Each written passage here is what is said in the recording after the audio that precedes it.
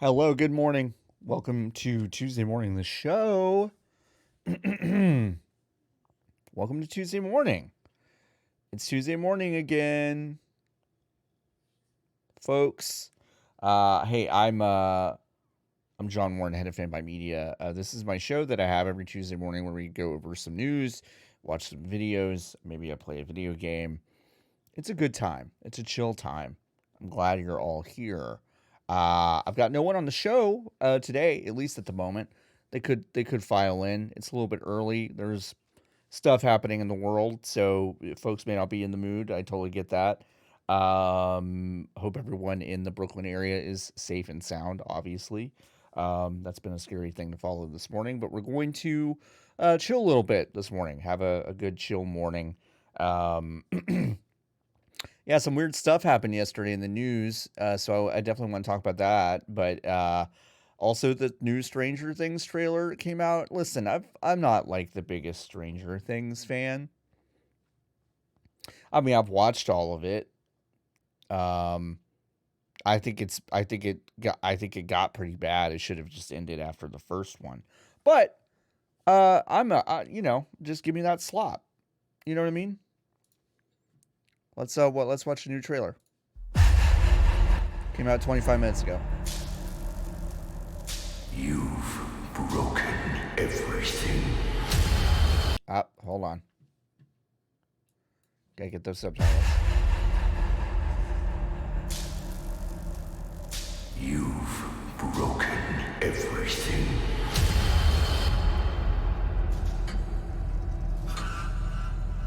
Your suffering is almost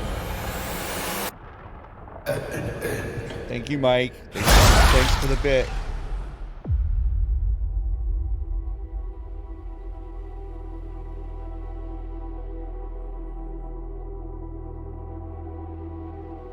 Dear Billy. Oh yeah, I don't know fuck! if I you can forgot even that hear he this. beefed it.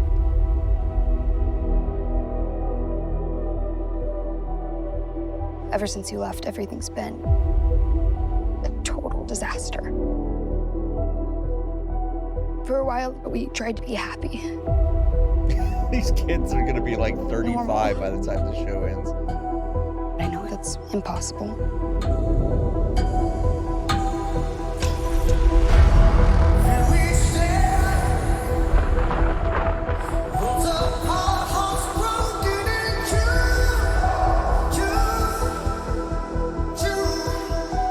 Located you guys far from Hawkins because I thought you'd be safe. Winona! Oh, that's a lot of stamps. A war is coming. I'm afraid your friends at Hawkins are very much in the eye of the storm. I don't have my powers. I don't know how to say this other than just to say it. Without you, we can't win this war.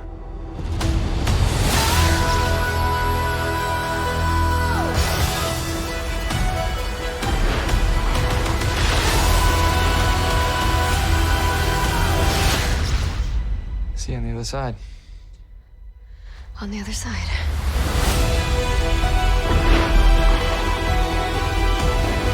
I was convinced I was put here for some other reason. Maybe I can still help, even if it's the last thing I do.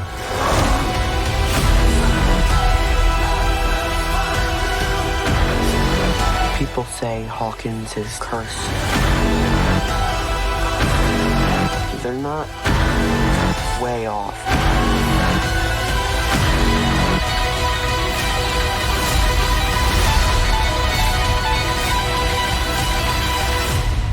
It's time. You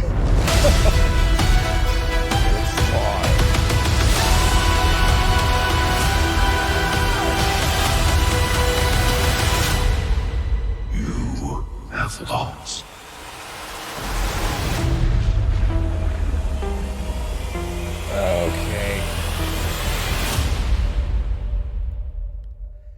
right. Well, I mean, I've totally lost track of that show. I mean, I've seen every episode of it. I forgot that this one guy beefed it at the end of the last season.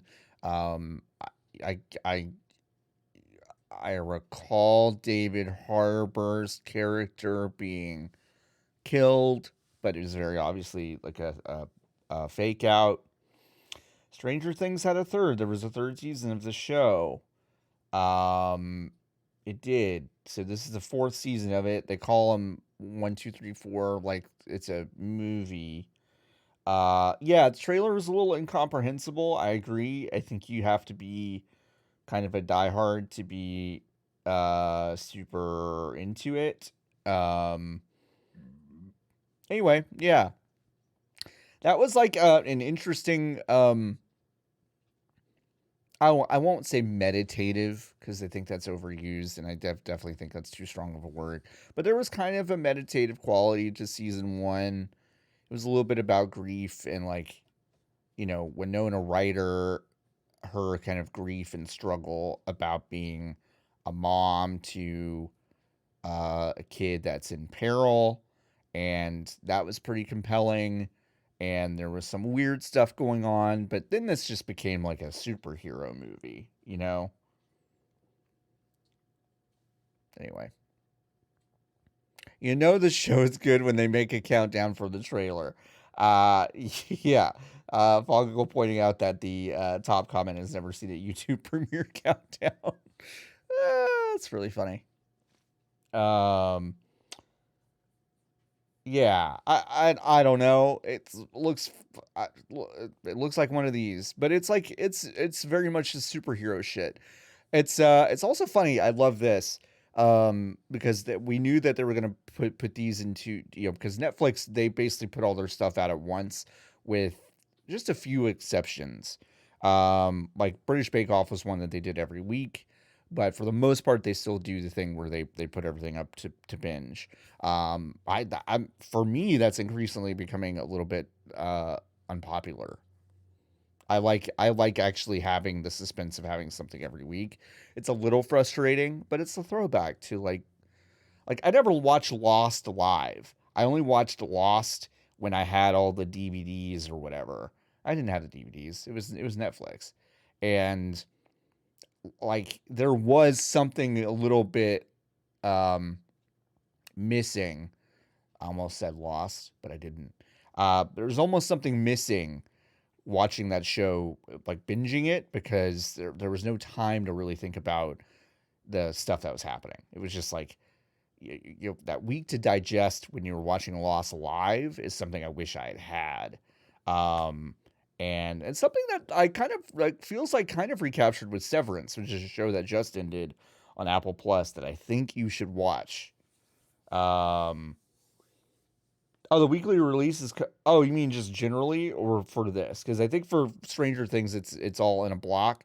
But it's funny because if you do this math, May 27th, July 1st, it's like they could have just done episode by episode and then been done by August 15th or whatever, but they're doing it in this kind of weird way. Volume 2 comes out on my birthday, of course.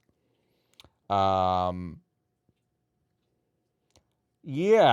okay, so Lazarus Handshake. I feel like when I binge a show, I get through a show within a week and it vanishes from my brain more quickly. Yeah.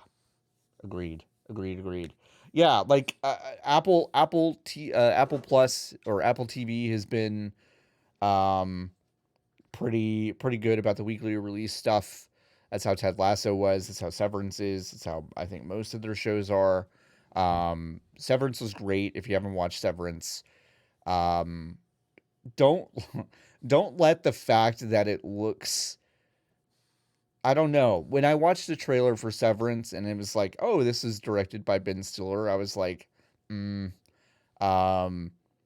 I thought maybe it was going to be a little too ham-fisted, like satire comedy, maybe. But it's actually one of the better like sci-fi thrillers that I've seen in a long time. Anyway.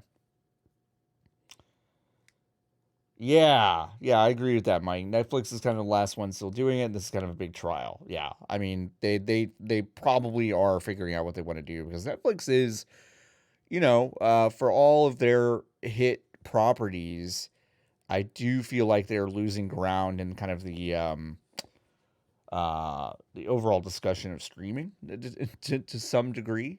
Um, it's like I feel like HBO Max is actually gaining a ton of ground in terms of their strategy to bring a lot of stuff. Like the Batman comes out next week on streaming.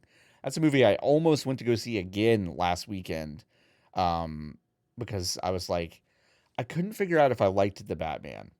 That's so weird, but it's like I saw it and liked it, but I was like, do I really like this more than here? I've got this one light that's fucking with my entire setup. There we go. I think the Batman was cool, but I was about to go see it again, and then I found out it was coming out for to HBO Max, which is great. And so I think HBO Max, I think Disney Plus, obviously gaining a lot of ground in that discussion. And yeah, I mean, Julia Alexander, of course, used to be with The Verge and Polygon, now at Parrot Analytics, friend of the show, actually. She's been pretty adamant that, that sneaking feeling that you have that streaming is just going to turn into cable again, where everything is just basically overpriced, but you have to basically be connected to it in order to see the stuff that you want to see. That's coming back, so like streaming is basically turning into that thing of you have to be connected to this specific thing that is being priced out of. I just dropped something. Hold on.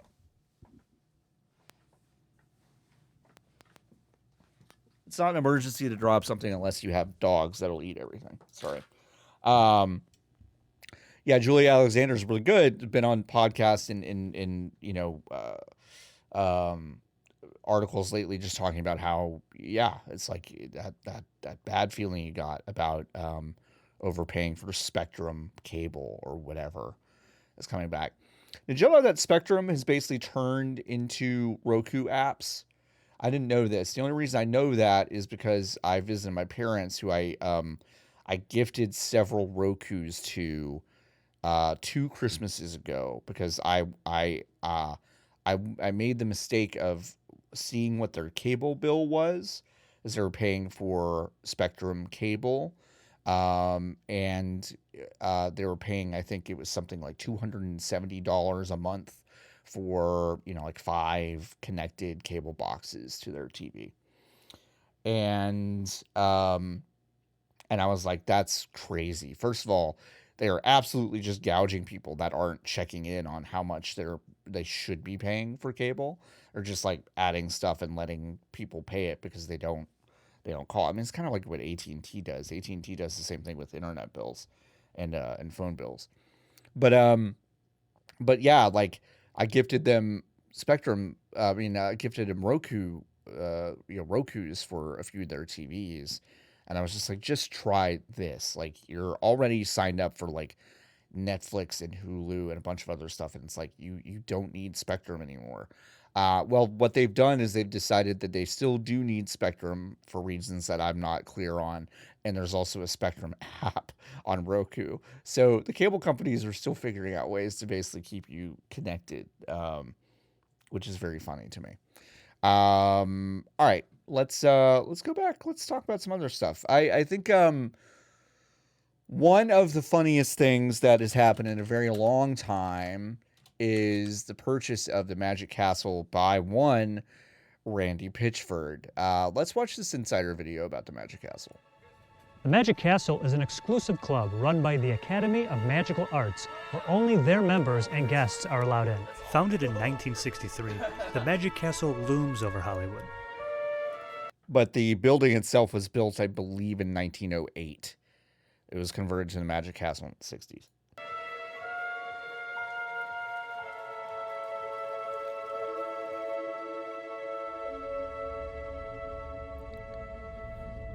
Oh, man, y'all don't know what the Magic Castle is? Just fucking buckle It's pretty hard to up. miss. I've been curious about the Magic Castle since I moved here, and doing research turns out it's incredibly exclusive. There's really only 2 ways to get in. Be a member, or get an invite from a member. We are a private club, very similar to a country club or yacht club. We just deal with the art of magic. I got an exclusive tour of the castle, which in addition to the many bars, magic theaters, and full dining area, it also The dining is terrible. I had terrible food at the Magic Castle the one time I went. features a seance room, a library filled with decades of secret magic tricks, and even ghosts. This is one of the most exclusive clubs in Los Angeles, and they have been nice enough to let us in early to show us all the ins and outs of this really great place. For starters, to get into this place, you have to enter through a trick bookshelf. Ganja Horn. I'm sorry, this is a real-life Joe Bluth Guild of Magicians. Ganja Horn, the Gothic Castle, which they do a bunch of goofs on in Arrested Development, is supposed to be a play on the Magic Castle. They absolutely modeled all this stuff after the Magic Castle. Yes, that stuff is real. Real Los Angeles heads know. Southern Californians definitely know all about the Magic Castle. This was something I was introduced to quite early in my tenure in Los Angeles. I only went the one time, and I will tell you about it after this video. Yeah, some interesting news happened this week. So you say to the owl, open sesame. We want to do the honors? Nikki did say it has the best scrambled eggs in LA. Open sesame. Which I've never had their brunch. I've only had their dinner. And it was not good. Come on in. Wow. After you. Cool. Magician and mentalist R. Max Goodwin was nice enough to give us a tour. This is the main bar, and at any given night, from let's say 5 to midnight, this place is packed with magicians and their guests, and people are here to see incredible magic in a bunch of different showrooms, have dinner, have drinks, have a good time. Oh, did you notice everyone is dressed up? The Yeah. Magic Castle has an incredibly strict dress code. I'm the kind of guy, if you see me in a suit, I'm either on my way to a funeral or court.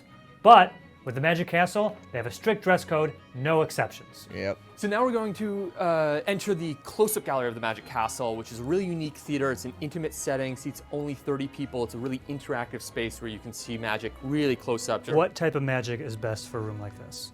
So I would say close-up magic, and close-up magic is defined in the magic community as magic that breaks the fourth wall. Can I put you on the spot right now and show us a Oh, yeah, sure, of course. No. Yes. Normally, if you see a magician, they would say something like pick a card, right? That's the classic thing that you're expecting. I just want you to name one. Oh. Any card you want. No way. I'm already like, Deck no of way cards. this is going to Anything happen. you'd like. Jack of spades. Jack of spades, okay. And why don't you hold out a hand palm up? Perfect. So we will use something like, all right, we have a queen here. All right, that Queen wasn't of, my card. That's okay. We're getting there. Start over. Queen of diamonds. So hold out your hand like this, Mo. We said Jack of Spades? Yeah. Okay, I already forgot. Jack of spades. All right. So obviously you could have said something like a 3, right? Watch this. That's it. It's done. What's it? Get the... What the hell? What the hell? Will we be able to see how you did that? Because you just filmed that. Like, if we go back, we'll see, like... You cannot do that. See anything. What can I do what? You can't tell She magician like slapped secrets. his No, I'm just saying we lav filmed it. mic. So, like, if I'm watching the video... Oh, like in if- slow yeah. motion. Okay. Do you want to name one? Stupid. Oh, the Any card video's you'd like. quite loud. 52 I'm so cards. Do sorry. you remember the cards? Yeah, I do remember the Don't card. come up with like Queen of Jacks or something. Okay, actually. I'll go the 8 of Hearts. 8 of Hearts. And did you feel like that was a free choice, or did I kind of make you say that? You didn't make me say, but I'm working hard to pick a card that I don't think you think I'm thinking. Oh, okay. So maybe there was some reverse psychology, though. I said 8 of Hearts? 8 of Hearts. Yeah. So the reason I'm asking is that the 8 of Hearts is the one card I always leave in the box. Sorry. What the Dude! I mean, listen, whatever. Magicians are weird and schemy, but I do, I like that shit is fun. I I don't don't feel know. comfortable being with this guy anymore. I It's so get it. weird. Like, like don't know. later he's just gonna be like, he's gonna like my watch is gonna appear in his wrist or something. Like I'm keeping my eye on my wall for the rest of this thing. Next, we went to one of my favorite rooms in the castle, the Harry Houdini. They're seance super chamber. skeevy. Magicians are really Houdini was skeevy. the best. He really defined what magic is today, and this was back in the 20s. He passed away on October 31st, 1926, and he's still known as the greatest magician of all. The greatest magician of Back all. there, we've got one of the trunks that he would escape out of. Houdini was obsessed with seances, attempting to reach his mother in the afterlife. We do the Houdini seance experience inside that room. It is our only private dining space that we have here at the castle. It is a very sacred room, a coveted room, so to speak. A sacred When Houdini room. was famous, there was a couple other magicians who were dueling at the time, one of whom was Dante. And Houdini and Dante had a big rivalry, almost like a Hollywood rivalry, where they absolutely hated each other. And so we have another room here at the castle, part of the dining area, that's called the Dante room, right? The Dante So when there room. was a fire here, maybe 6 or 7 years ago, Stubborn parts of the Bison. I castle were hate absolutely participating in destroyed, magic, or but absolutely not love destroyed, watching but people's were reactions to damaged. it. That was the Yeah, Dante that's room. basically how I feel about This magic. room, though, the Houdini seance room, was completely Which spared. And what's really is a lot of why I interesting did not is that enjoy going to the Houdini Magic died Castle, which I'll on get to. Halloween, right? And the fire happened on Halloween. So some people speculate that maybe the ghosts, or I don't know, somebody involved in Houdini's past may have spared Houdini's room, and just to spite Dante, said, "Yeah, let's burn that little area down." Quick epilogue. After this, we went to the Dante room, and I had a little fun at his expense. Look at this jerk. There he Look at that is. Smile. There he is. Yeah. And Makes, so- makes me want to set this room on fire. Anyway, later that night, we had dinner in the Dante Okay. room, and it was great. I got a little bit carried away, and when the bill came, it was like $250. It was like Dante was staring down at me as if to say, "Who looks like the jerk Yeah, now?" it's super expensive. It's Maybe. mega This video's a little exclusive. too You have to dress anti-Dante, up, and I it's feel also bad. super expensive once you Right? fucking Sure, he's get a good there. dude. Yeah, who knows? Maybe he'll end up Which, doing like- something to you. Yeah. Oh, dude. Yeah, I The don't know. castle has several bars. My favorite is the Owl Bar, named so for the fortune-telling owl perched above. Archimedes will answer questions of both members and guests at any time. Guests of the Magic Castle have several magic shows to choose from, and they go pretty much all night. Small rooms, big rooms, magic at the bar, you're pretty much surrounded by amazing magic all night. The most secretive part of the Magic Castle is their Library of Magic, which, of course, I don't think I was not let in. Yeah, I was about to say, I don't think I was. I Sorry. never went We there. have books in our library dating back to 1786 that show exactly how magic is done. That library is probably the best magic library in the world. The library is the one area that we'd like to continue to think of as sacred ground. And this is the library, right? Do you want to check the handle, see if it's unlocked? Let's give it a shot. Can you work magic on it? Yeah. No. I think when you come here and you are amazed by our professionals that we have in here on a week-to-week basis, it takes you back to that first magic trick that you saw at whatever age it was. It was that sense of bewilderment. And I think in today's world, in today's society, we need a little bit Okay, more there's of that. Nikki. Hello, I remember that the eggs were good. The memory was unlocked. This is the kind of place that when you get waffles, they give you tiny plastic pats of butter. Yeah. So, all right. Magic Castle. I went once. Yes, you have to dress up. My wife and I went with a couple of friends of ours, and we had dinner. And our friends were very into it. They were like very excited to finally get to go. I kind of dragged my feet the whole fucking time, which like gets old for people, but that is kind of how I am sometimes. But I was right. This place sucks. This place sucks. It's not good. It's like it is. You're just surrounded kind of by the skeeve of magic the entire time. It's not kind of magical. It feels like a Disney theme park full of kind of bad actors, to be honest. I'm not like a big fan. Okay, God Jordan, this seems like a low rent version of the Magic Time Machine in Dallas. You're right, but the Magic Time Machine to me doesn't put on airs. Like there's something that they know is kind of dumb about the Magic Time Machine. And so yeah, I went, saw some magic. I saw like a big show that was not that interesting. Saw a couple of close-up magicians do some stuff. One of the magicians was as drunk as I've ever seen someone that was like on the job. It was just kind of a bummer to me. For me, it's a bummer. But if you're really into that stuff, then the Magic Castle is awesome. But it was never really a thing for me. I'll say that. Big Show is there, stupid. I would love to see Drunk Magic though. Yeah, except he fucked up a lot. I remember that. And I have a thing. I can't if I go see like an open mic night. Well, first of all, you won't fucking catch me in an open mic night for this very reason. I can't watch people, excuse me. Oh my goodness. I can't watch people bomb. If I see a comedian get up and they bomb, I have to fucking leave the room. I can't do it. It's one of those things where it is so like fundamentally embarrassing to me to watch someone bomb, which is terrible because like that's part of the process, right? Like performing is sometimes about failure and like, but I can't watch it. I just can't. So, when a guy is doing magic and he's slurring his words because he's super drunk and then also fucking up the magic, that's not fun to me. I was just kind of bummed out the whole time. And I never will go back. I never want to go back. And you know what? I will really never go back because Randy fucking Pitchford has purchased the Magic Castle. Magic aficionado and grandnephew of the great Cardini, Randy Pitchford, principal of Gearbox Entertainment, has purchased the Magic Castle. This was announced yesterday. They have not disclosed the terms of the purchase. A lot of people were apparently in line to perhaps buy the Magic Castle, but Randy Pitchford was the only rich magician trying to do that, is basically what I've read. And yeah, I know nothing. I know nothing. Knowing literally anything about this, nothing could feel more like Randy Pitchford. Yes, you're right. This is the most Randy Pitchford thing to do.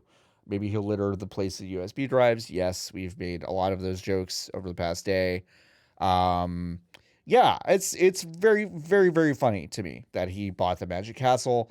By the way, there's an LA Times investigation where 12 guests and employees have been accused of various things like sexual harassment, sexual assault, sexual misconduct, discrimination, racism. So a lot of people have. This was December 4th, 2020. So this was not a long time ago. This was a year and a half ago. So this place is not good. It's super racist. It's super sexist. It is a bad place. Not to put too firm of a button on it, but I don't know if Randy Pitchford is going to fix those problems. You know what I mean? So yeah, there you go. This article is good if you want to go read it. It's very long, so I'm not going to go through it, but it is a pretty damning portrait of one of the goofiest places on earth. There are Angelinos that I feel like take some sort of pride or happiness in this existing, and this being kind of a weird thing that LA has. It's like one of the worst things LA has to me. It's just fucking like, I think Disneyland is cooler than the Magic Castle. And that's a lot. That's saying a lot, I think. So, yeah. But yeah, Randy Pitchford bought the Magic Castle, which is really fucking funny to me. Speaking of buying stuff, I guess they didn't really buy anything, but yesterday, last week we actually found out, of course, that Lego and Epic are doing a partnership to build some metaverse shit. Listen, I'm not going to go into the metaverse stuff. What they're talking about is making Roblox. Who fucking cares? But Lego basically went in with a $1 billion investment. Sony also matching that at $1 billion. They're going to all team up together to basically do some metaverse investment stuff, make the next Roblox. Sounds like Sony's going to be pretty involved in that too. So it'll be interesting to see if that's going to be beyond PlayStation stuff. I have to imagine it will be, if they want to compete with Roblox at least. But it's definitely interesting. It's an investment. So imagine spending $1 billion but not buying anything. Yeah, well, they did buy something. They bought some equity in Epic Games. So, which, like, you know, if you're gonna invest $1 billion in a company right now, Epic's probably not the worst bet. I mean, I hate to say it, but it's probably true. But yeah, Soren Thorpe Sorensen, the CEO of Kirkby, which is, I believe, that's the kind of parent family of Lego.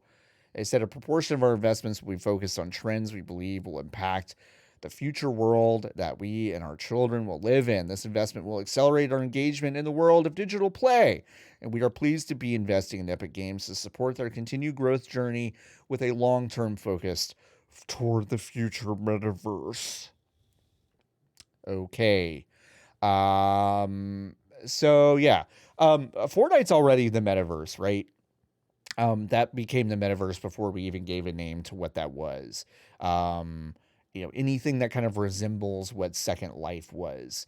And when they started to do things that were beyond just the Battle Royale stuff, Fortnite absolutely became like a big name in this kind of gameplay.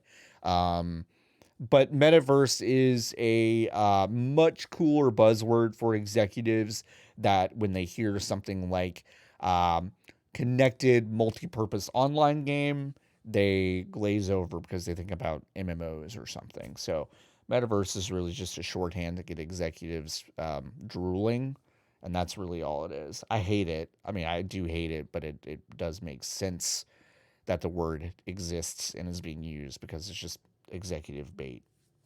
Anyway, Fortnite 2, baby. Yeah. Insomniac cost $225 million, which is wild. Yes, it is. It's starting to become very interesting to see what things cost in this space. I'm sure Insomniac actually is probably kicking themselves that they didn't get a better buyout, to be honest. I mean, I'd be shocked if they aren't having meetings still going like, oof, man, might have been able to cash out a little bit more. But yeah, that's what's happening in the news. I think the Magic Castle thing is really fucking funny. I'll probably do a little more investigation and I'll talk about it this weekend for TFTK.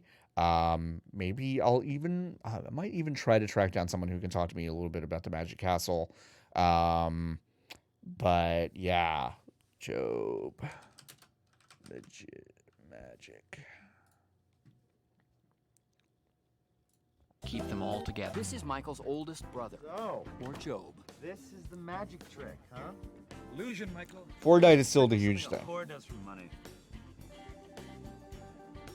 But I mean, they could be building a like it is unclear to me what the purpose is. Are they going to be building out Fortnite with some Lego functionality, or are they going to be building out a separate thing?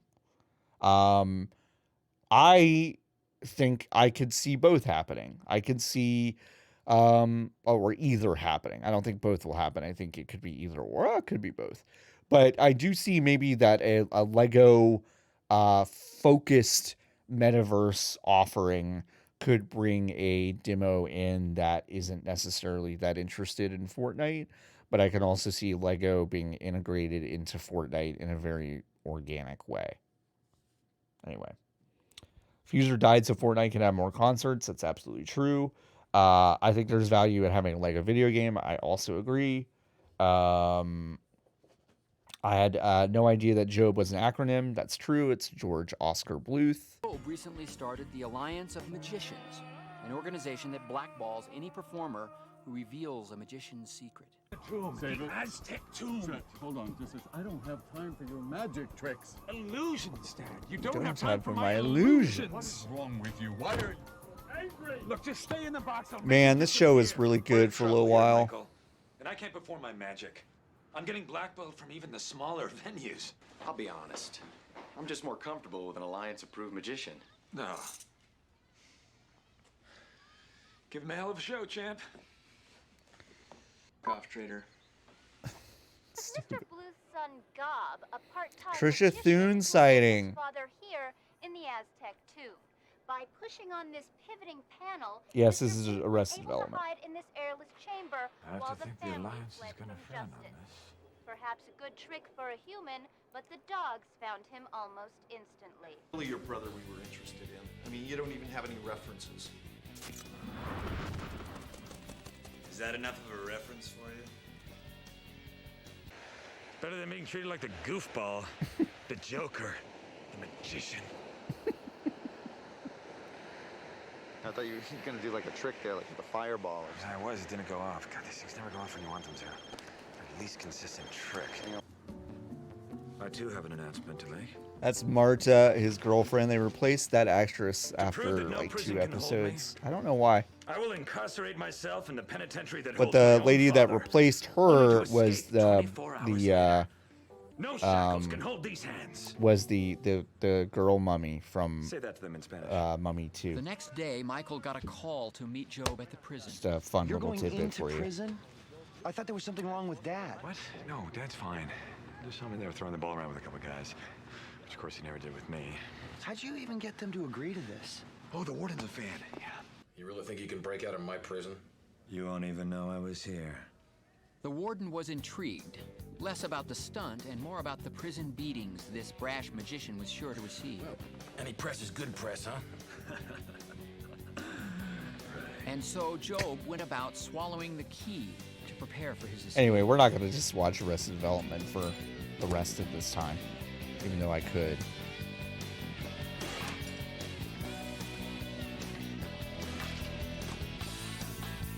This is me trying to swallow my vitamins. My vitamins are very big.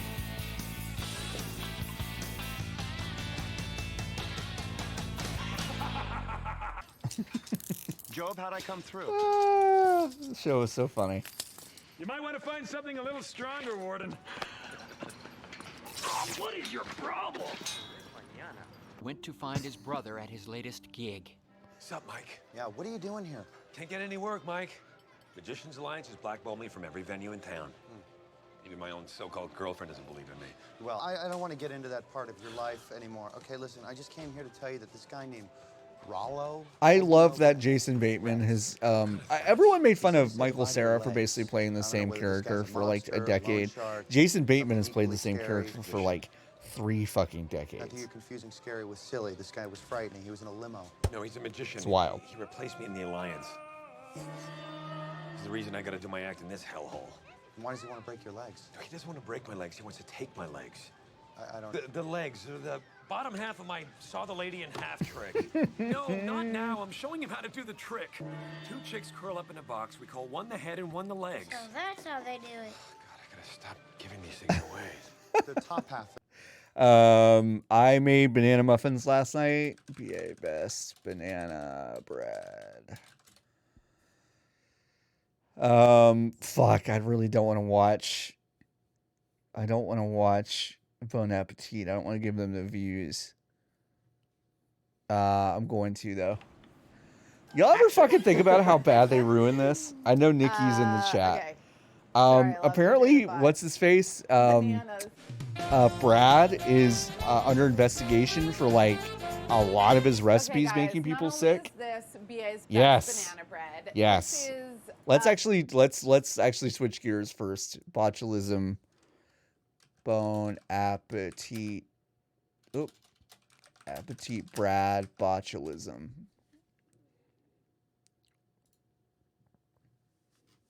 Thank you. Wow, the revived Gawker comes through. Yeah, so Brad Leone has a brisket recipe. Actually, do they still have it? Brad Leone brisket. Okay, folks, do not make this. Do not do this. I'm going to play this video. Do not do things that Brad tells you to do. Okay? Like, I know y'all won't. So we got our brisket. This is about 5-6 pound piece. Actually, is this the one that fucked up? Smoked brisket?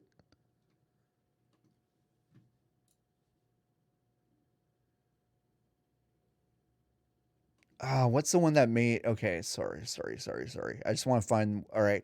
Had to remove one of his videos. All right, that's the seafood canning one. So, yeah. I fucking love this. It's like, yeah, seafood canning. I can't believe that this guy got in trouble for that. Pastrami. There we go. There we go. Again, do not make this. Don't make this. Folks, do not do this. I'm showing you something genuinely, it's kind of irresponsible for me to show you this. Do not do it. I trust everyone. No, Papa Bear Zach, you're not going to make this pastrami. You're not going to do it. It's going to make you sick. It's going to give you diarrhea. All right. Hey guys, saying it's live. We're up here at my house in coastal Connecticut, and we're going to be making a little pastrami. Beef pastrami. We'll make a corned beef, and then we'll rub it in a nice spice rub. We'll smoke it, and then we'll finish it by steaming it. Let's get to it.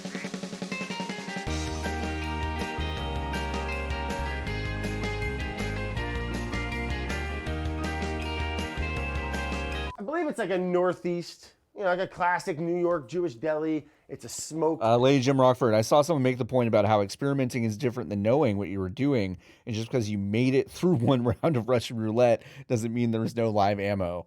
Yeah, that's exactly the point. Like, unless you are doing this scientifically with controls and larger sample size and things like that, it is not fucking responsible to experiment with something and then tell everyone at home to do it.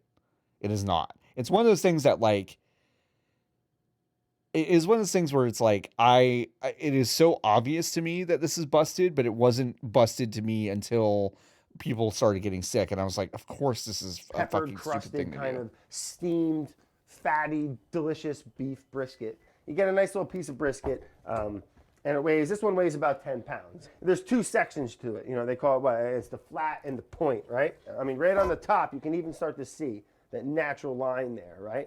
That where the fat is over it, and there's two different muscle groups that kind of meet. And what we're gonna try to do is just separate that out into two pieces. I'm gonna have to say every few minutes, do not do this, because there will be new people that come in. YouTube do it as well. And I'm not showing you all this to say this is good. I'm saying I'm just pointing out what Brad has done. You can pastrami just about anything. You don't have to go buying a whole brisket. It's an investment. This is no $25 piece of meat, obviously, right? It's 10 pounds. I think they cost about $100. That's a lot of fat. You can leave it if you want. I like to trim it. What do you mean you think they cost about $100? You could have asked the person that bought the thing, how much does it fucking cost? The old rule of thumb's about an 1/8 inch or so. But it's not rocket surgery. Fuck you can this just idiot. Do what makes you feel nice. Leave a little bit of fat on here. All right, let me get a little thingy-ma-thing to put all this fat in, all right? Oh, God. Let me go get a thingy-ma-thing. You stay right here, Kev, please. All right. Back to pastrami. I don't know if they teach this in pastrami college, but what I like to do... You know what? I will say this. Is that like... I'm not giving Brad credit. This is just something I've observed. Having a large bucket, either plastic or metal, is one of those things that I don't think is one of those obvious things you need that they tell you need for cooking, but you do need big containers to just for jab cooking. it up with a fork. All right, I have a nice big one, like a nice meat tenderizer. Chris, I think Chris is still at BA. I think Chris is still there. It allows penetration, allows some of that brine to get in there, just help get our corned process going. So now that we got our brisket all butchered up, or to the best of our ability, I'm gonna get some spices together and we're gonna get our brine. Celery seed, little cinnamon. All right, so the next step is corning our brisket, corning our beef. Traditionally, it's done with a pink curing salt. I'm gonna wane away from that, do a little bit of experiment with some other natural ways to achieve some nitrates into your meat. Awesome. And some sauerkraut juice along with some traditional spices. And we're gonna put that in the fridge for about a week. And we're gonna let that do its nice little corning, pickling, curing process. So to make our brine, I have 6 cups of. God, this guy's so bad. I mean, he was never someone I watched. I never watched BA for Brad ever. In fact, I don't think I ever watched any of his shit except I saw him on It's actually very good for you on some other people's videos. But it's like he's fucking terrible. I don't have a juicer, so I'm gonna chop some up, put it in the tried and trusted. Yeah, he knows what he's doing wrong, but he's still doing it. A little liquid. We'll press it out, and we'll see how that goes. Ow! 1/4 cup of, you can use light brown sugar or whatever kind of sugar you want. I like to just use a turbinado sugar. quarter cup into the agua. And we're going to use 300 grams of salt. Good old That is fashioned, good. That is Diamond good salt. I kosher. do like that salt. I 303. like Diamond. Fine. I bought a fuckload. I'm gonna add of that right to Diamond it. This is just kosher on a real salt low recently. heat. Just kind of keep it We got, like, warm. 4 And I boxes just of want it to in get my that fridge. nice and dissolved. I mean, some people not bring it on to a my boil, fucking melt it fridge, fast, my and then you gotta pantry. cool it, yada yada yada. I don't do that. I don't care what anyone says. It's like simple syrup. He's You a don't have very to large do it, piece okay? of meat, so I had a crush on him once. I'm not Just proud. kinda No, helps. listen, That's whatever. already I just get about it, dissolved. but yeah, you actually Plenty hear real the steam. Got my man. oven at 350 degrees. He's a moron. And we're just gonna add some spices, okay? 1 teaspoon of juniper Actually, berry he's is not what we're even gonna that he's a start with. moron. It'd be So great that's if he 1 was a teaspoon of moron, but those. he's like a Mustard dangerous seeds. jerk. Love allspice. So 2 tablespoons of dried coriander. Pink, my favorite peppercorn.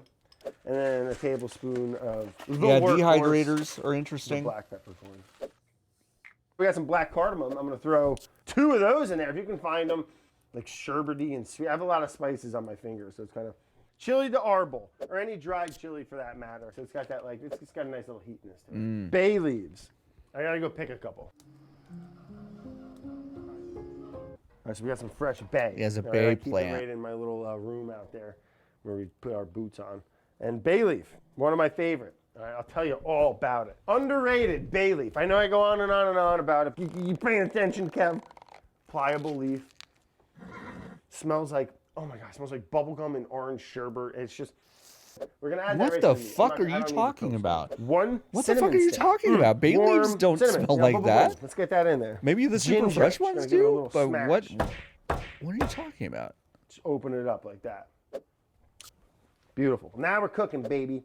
Fennel seed, cumin. We're just gonna do a little. Yeah, just a if this little man has ever pinch of that. And smelled a then bay celery leaf. seed. Yeah, I don't A lot know. of celery in this I mean, recipe. you could probably buy but a bay can't leaf resist. plant, I have to. a I bay just put a little plant, shaky and dash in there. get the Celery fresh seed. leaves off of that. All right, that took By a the lot time of you get them time in and the thought process. in the All right, store, so I don't want to go burning these. They're a lot of money too. they're a little We'll pop those in stiff. the They're a oven, little. 350, Well, and that actually, would the just ones hang I out. got, Hang I out don't with remember the nothing. brand.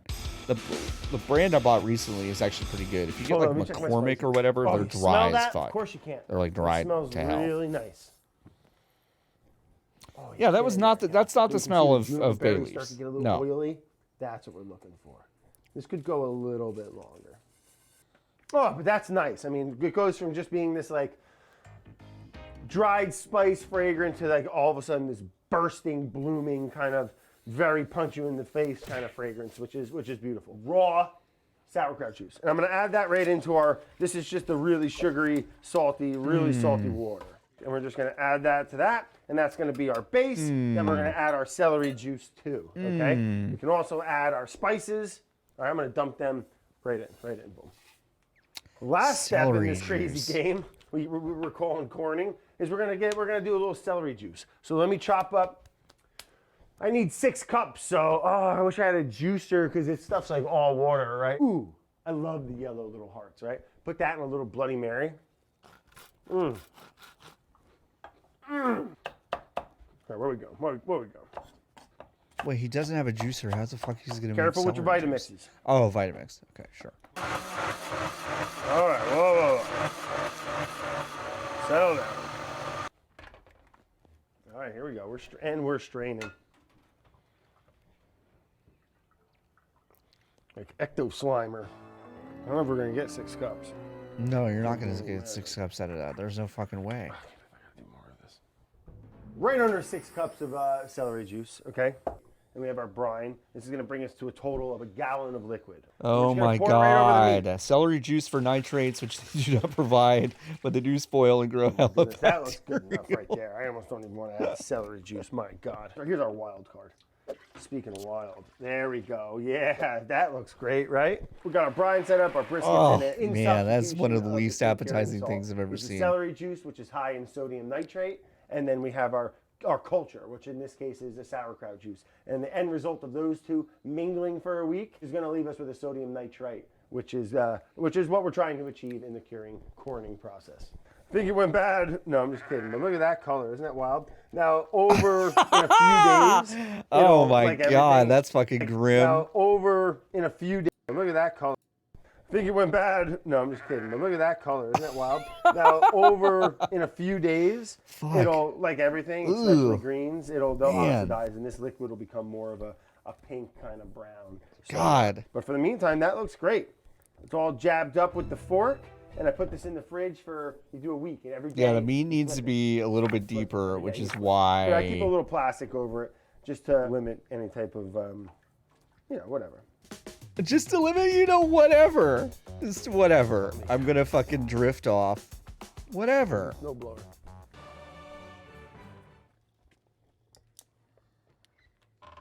Come on in, buddy. I went for it, bud. All right. I don't care what anyone says. I went and built a walk-in refrigerator just for this. But there we go. Keep it in there for a week. Turn it once a day. Keep it cold, and we're making corned beef. All right. End result's gonna be pastrami, hopefully. All right. So it's been 8 days, and turning it every day. And I'm not gonna lie, sometimes I still went and jabbed it with the fork too. And it's okay if a couple of the spices stick to it. I kind of like when it does, especially like the mustard and the peppercorns. But now we're just gonna pat it dry and then cover it with a spice rub that I'll tell you all about. You can really see the grain of the meat after it's been brined like that. Really such a cool cut of meat, the brisket. The brine, I mean, it's the curing factor of it. Yeah. That fridge is experimentation. That fridge was really fucking method. scary to me. A good test for me. I mean, like if you're familiar with corned beef, is right out of the brine. Just yeah, this is the yeah. So again, okay. So it's been about 5 minutes. Do not make this. This is the meat that is under investigation right now for the botulism thing. Brad is under investigation again for coming up with a recipe that is probably going to kill people. Yes, do not make this. Again, it's been about 5 minutes since I've said that. I know everyone that has been here for a while already knows this, but if you're just joining us, I'm not saying you should make this. Brad seems like a chud and an irresponsible buffoon. Do not make this pastrami. Like a corned beef sandwich, and we're there. So what we have here, I got this little spice rub. That's what we got going on in here. In my little mortar and pestle, I got another tablespoon of pink and black that I'm just gonna crush up nice. Add right to that mixture. Love a mortar and pestle. Look at that. So we have a nice variety. Some whole, some cracked. I'll do a little bit more. Add that right to this. I'll give it a little. Yes, this is the botulism guy. Here we go. Yes. All right, and if you want a little more, add a little more.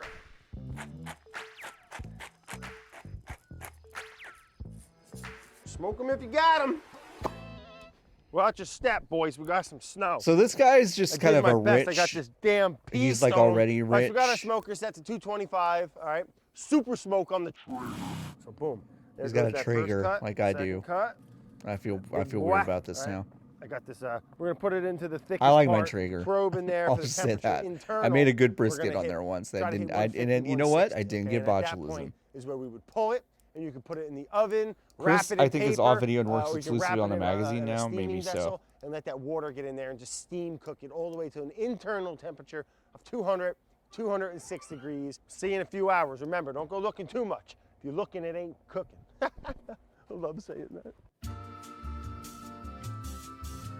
We're running at 225 smoking temperature, all right? And our probe, which is the internal temperature of our brisket, jabbed into the thickest spot, is registering 131. I poked around with this, which is just another probe thermometer. Why would you need just that? To see if I can find anything a little lower. I hit 128. Oh. I closed the door, Brad. But that's what we're looking for. Bark's starting to set up.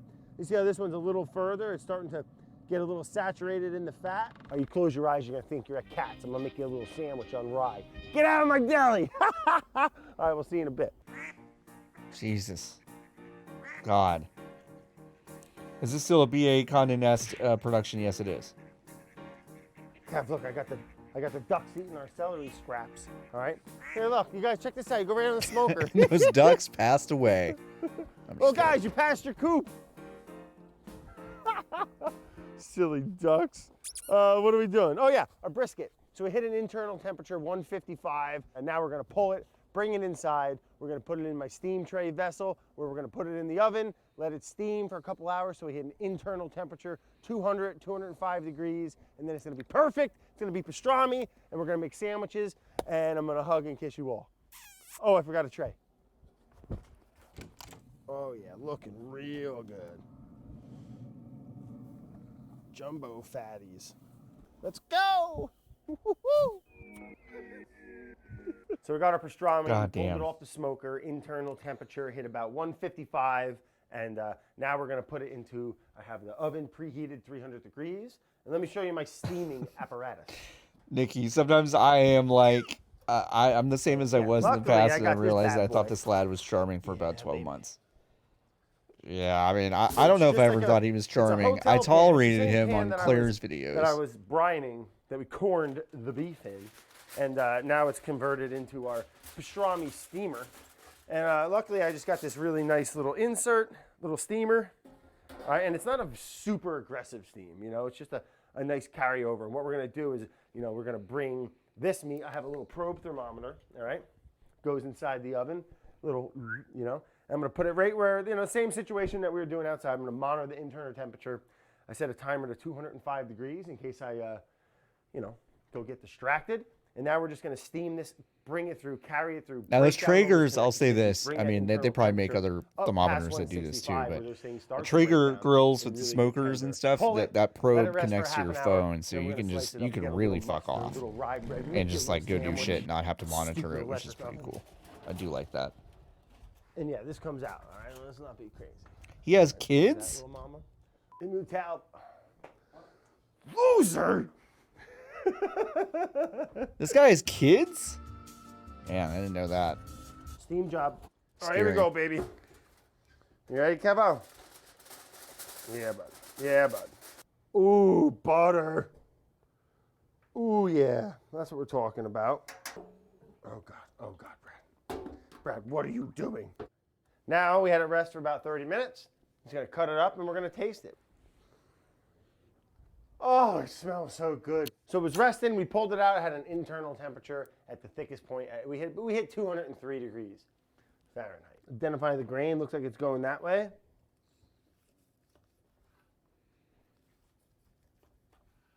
You can see that what our brine did was go through it. It looks nice and juicy. Pink salt, this would be all like glowing. Does he eat any of it? Does he actually eat any of it? It's a beautiful thing. I grew up having, you know, that kind of corned beef and pastrami. But this was a nice experiment. Does he eat it? There you go. Okay. Delicious. It's rancid. We made pastrami. When we get all those pickles with the coriander, the mustard seed. Oh, again, don't make this. This is not good. Look at that. What a thing of beauty right there. Tastes like corned beef that's been smoked and peppered and spiced. Go in with a friend. It's a nice project. It's a lot of meat, and it's just delicious. I mean, pastrami is supposed to look pretty pink and weird. I mean, that's true. Some sauerkraut juice. But really, that just looks like, that honestly just looks like smoked brisket.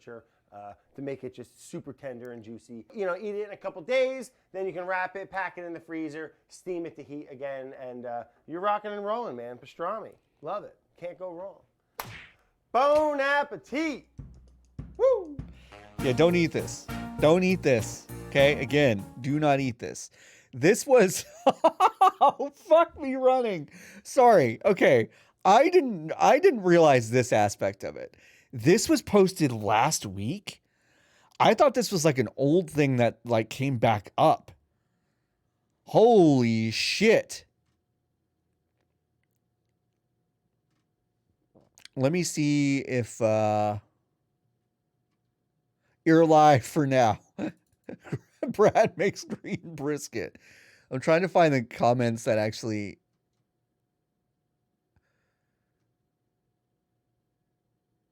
Oh, man.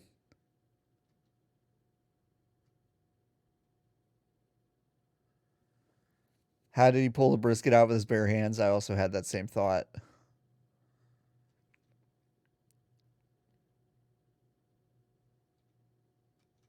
Oh, man.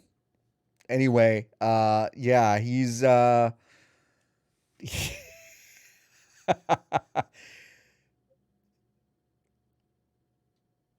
The Bon Appetit chef may have sidelined food safety to a degree that could cause botulism in those who attempt his methods at home, according to writer and food antagonist Joe Rosenthal, who is known for using Instagram to document the alleged errors of Leone, as well as other food media players' missteps. Rosenthal ripped into the seafood canning video and 2 lengthy Instagram stories last year. In a new set of stories dedicated to the pastrami incident, he highlighted, among other things, an Instagram commenter who claimed that she experienced mind-boggling diarrhea after making Leone's pastrami. The stakes of pastrami making are a bit higher than they may sound. Botulism is rare but serious condition that, if contracted, can attack the nerve system and, per the CDC, lead to difficulty breathing, muscle paralysis, and even death. It's usually caused by a bacteria called Clostridium botulinum, which is pretty common in many environments that we live in. Typically, this is fine. Bacteria are coated in protective layers of spores, which are rarely harmful to people. The catch is that, given the right conditions, they can produce what the CDC describes as one of the most lethal toxins known. A prime incubator of those conditions in properly home-canned, preserved, or fermented foods. Although Leone fails to mention several of the precautions and actively discourages boiling water, which is very fucking funny, the key point of the conflict is his approach to sodium nitrite, a crucial step in safe curation that kills botulism bacteria before the bacteria can produce nerve-annihilating toxins. Chef introduced nitrites with curing salts or ingredients like Swiss chard powder, celery powder, or cherry powder, if added in appropriate quantities. Controlling the quantity is key. If you fail to add enough, you risk contaminating the meat, but adding too much, in turn, creates its own health risks. It's complicated enough that Amazing Ribs made a wet cure calculator to help some chefs nail the proportions. Even that includes long, vaguely ominous disclosure that ends by saying, "Sorry to be so pedantic, but we long ago decided it was bad business practice to make our readers sick." Anyway, this is super crazy. This was a piece written by Tarpley Hitt over at Gawker. So if you want to go read this, you can. Fun fact: botulin is the toxin that also is what Botox is. That is absolutely true. Yeah. Mind-boggling diarrhea. Yeah. Speaking of Claire. What's Claire up to? Claire Saffitz. I started to look up Claire. I mean, I started to look up the BA Best Banana Bread because I made banana muffins last night. A Guittard, one of the chocolatiers that I like, that makes chocolate chips out in San Francisco. They make new semi-sweet chips that are these like kind of weird oblong. They don't look like chocolate chips. They're kind of these weird morsels. And I the first time I saw them was last week in the grocery store, and they are really nice. And they're really nice in the banana muffins. Sourdough bread, best quiche. You know what? I saw her make pancakes. Pancakes sounds kind of good. But you know what? She made confetti cake. I want to see this. A recipe that like I as an adult love. 25 minutes, huh? Extremely kid-friendly dessert. Probably made for children, but I also love it. Hey everyone, I'm Claire. Welcome back to my home kitchen. I am very excited. I love today confetti to show you cake. Another recipe from Dessert Person. I am making one of the most. Here's the thing. Here's the thing about cake. Is one of those things that, like, okay, like you make biscuits, you make pancakes, you make stuff from a box. It doesn't taste as good as homemade. Okay. Cookies from a box doesn't taste as good. Like cookies, pancakes, biscuits, that shit, when you make it from scratch from like a tried and true recipe, that stuff tastes better than boxed any day of the week, in my opinion. Not to say that you can't be nostalgic or like really love the taste of like boxed pancakes. Like I know that my wife really loves the taste of boxed pancakes, not because they taste necessarily like good buttermilk pancakes, but just because they taste like her childhood. You know what I mean? Cake though, I have never made a cake that I thought was better than something I can make from a box, which is fucking infuriating to me. I know it's possible, but I've never made one.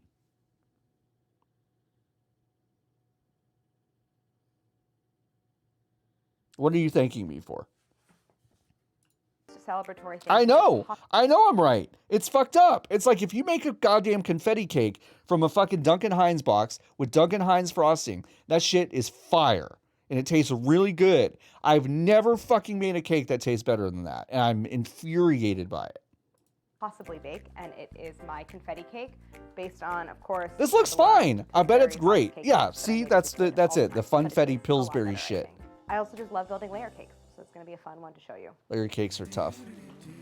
I don't have the patience for layer cakes.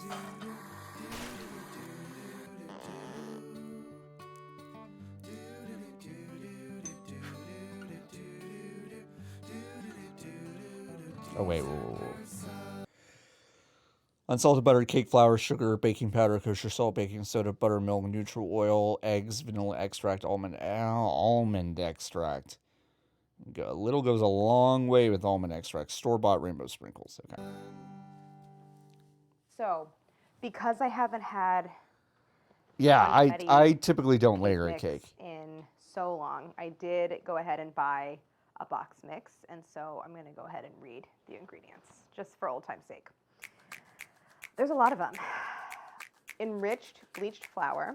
Oh, she's doing the thing. Niacin, reduced iron, thiamine, she's doing the thing she used to do. Way to go, Claire. Acid, close parentheses. Sugar, candy bits, parentheses, sugar, cornstarch, vegetable oil, bracket, palm and palm kernel, close bracket, soy lecithin, dextrin, confectioner's glaze, red 40 lake, yellow 5 lake, natural and artificial flavor, blue 1 lake, carnauba wax, yellow 6 lake, close parentheses. Leavening, parentheses, baking soda, calcium phosphate, sodium aluminum phosphate, close parentheses, contains 2% or less. I forgot to get the rights to read the ingredients. Yeah, they fucked up. Cellulose, cornstarch, propylene glycol esters of fatty acids, monoglycerides, xanthan gum, natural and artificial flavor, cellulose gum, sodium, stearoyl, lactylate, soy lecithin, whey, sodium, caseinate, palm kernel oil, BHT, and citric acid. God damn, that is a lot. That was a mouthful.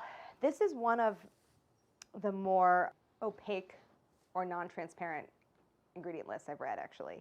There's obviously a lot of preservatives in here, and I think that tends to give kind of an off flavor and even like a little bitterness to a lot of boxed cake mixes. So this recipe for confetti cake takes everything about the box mix that I love, which is like the extreme tenderness and fluffy texture, but gives it a much, much better flavor. Point is, we're taking all the nostalgia of Funfetti and making a homemade version. Would you say this is a gourmet version? No.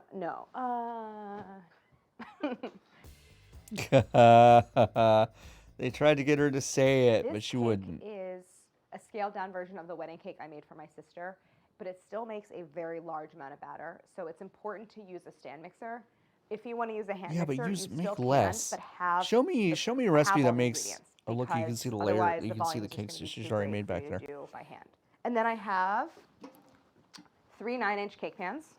So this again makes a 3-layer 9-inch cake, which is quite a large cake, and it serves a lot of people. You could probably get like 20 servings out of this cake. So for this recipe, I have my dry ingredients: cake flour, salt. I don't trust this lady. powder, She was too and quiet soda. during Bon And I have egg Appetit whites Gate. and whole eggs, Yeah, buttermilk, it was. oil, 3/6 of unsalted Yeah, butter, she vanilla, had a book and that almond just came out when that extracts, stuff was and most blowing up. importantly, the really waxy In a way, I'm like, yeah, get that bag and don't fucking, Sometimes you you go to know, like a play into this. But at the same like time, Whole yeah, I Foods wish has she it, had or been a little more organic vocal about foods that. shop or something like that, or a health food store, Yeah. and you'll see like fancy sprinkles that are made of, I don't even know what. You do not want those. You want this is Betty Crocker brand. You want the like very waxy, tasteless, brightly colored grocery store sprinkles, just like this. And that's because these stay really vibrant in the cake. If you were to use another kind of sprinkle that's more natural, sometimes it kind of dissolves into the batter and disappears, and we want really bright little polka dots of color.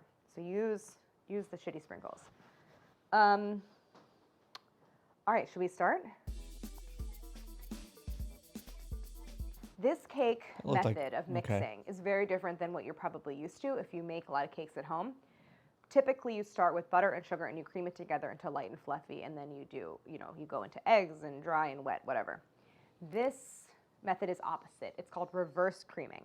So I'm starting actually with all of my dry ingredients in the mixer plus sugar. I have a note here that says has salt because I was making the layers last night and I got confused about the ingredients that I had measured out. So this already has the salt added. Now, reverse creaming is a method pioneered by the doyen of cake making,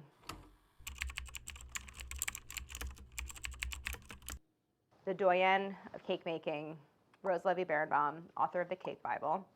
And it is just a different method of mixing the batter that produces a very tender cake and really flat layers. So this is great if you're making a large volume of batter. Granulated sugar.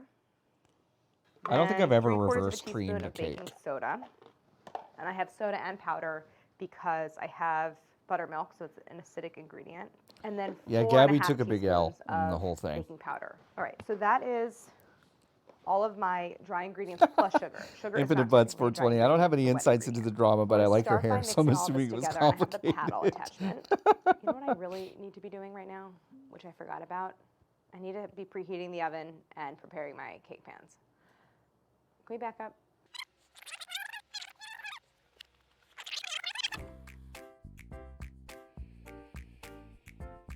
All right, I'm turning my oven on 350. Also, this is very important. We're baking 3 layers at once, so I have 2 racks in the oven, 1 in the upper third, 1 in the lower third. And that's because when we bake, what you don't want to have in the oven is like a pan right above another pan because it's going to block the heat from the Right. surface of the one on the That's bottom. true. So we're baking 1 on one rack and then the other 2 staggered off to the sides on the other, and then we rotate them. So that it goes like this, and then that one comes up. Okay. What am I going to use?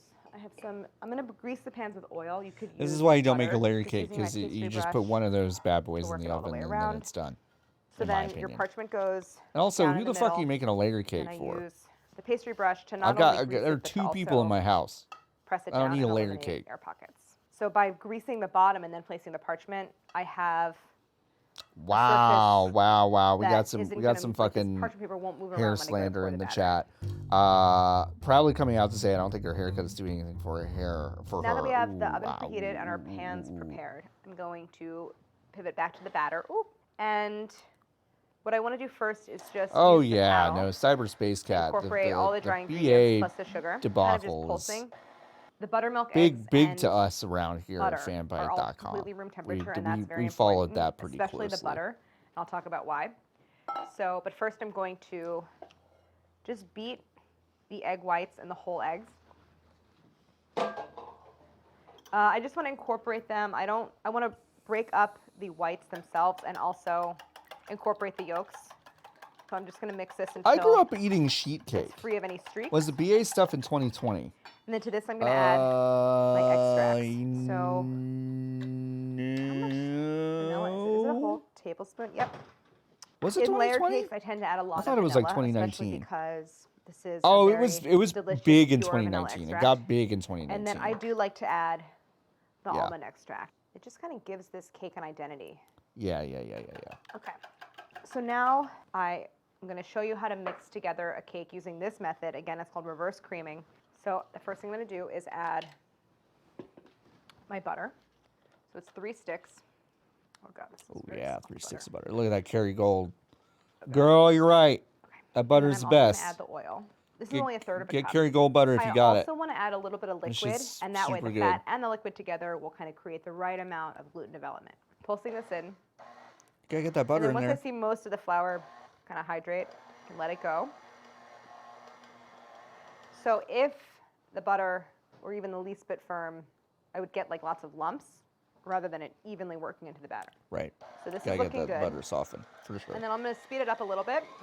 You should beat it for about a minute. With this method of mixing, which creates, as I said, a very tender and very evenly baked flat layers, you actually I tend wanna to mix it use more than you cheap might butter think, when because, baking. Can you again, taste the you need difference? some Yes, I development can. of the batter. I can.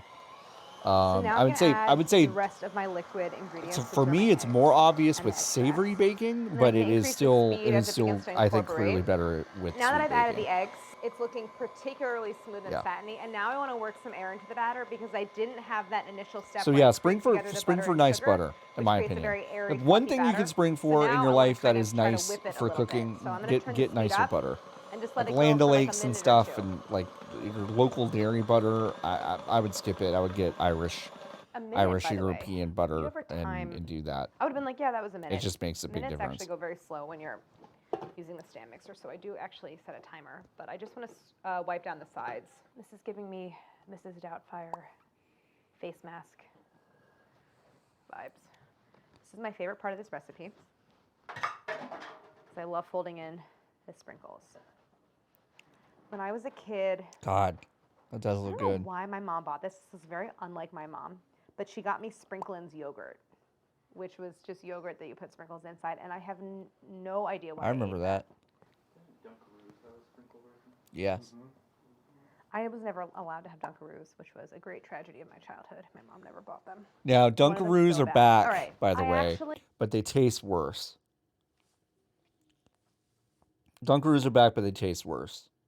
The frosting is okay, but the cookies are much worse. They are thin, they're flavorless, and they're bad. What was Brad's reply to the person that got violent diarrhea? I didn't see the reply. Oh yeah, they said something like hydrate or whatever. Stay hydrated. I'm gonna add more sprinkles because I kind of want to exaggerate. I know They're the like recipe calls sweet for half communion cup, but wafers. Yeah, I'm they editorializing don't taste myself good. and adding more. So this is nicely distributed. I'm gonna stop mixing. So in order to have the most even layers for the easiest assembly, I'm weighing the batter in each of the pans so I know I have exactly the same amount. I do think I have those exact cake pans.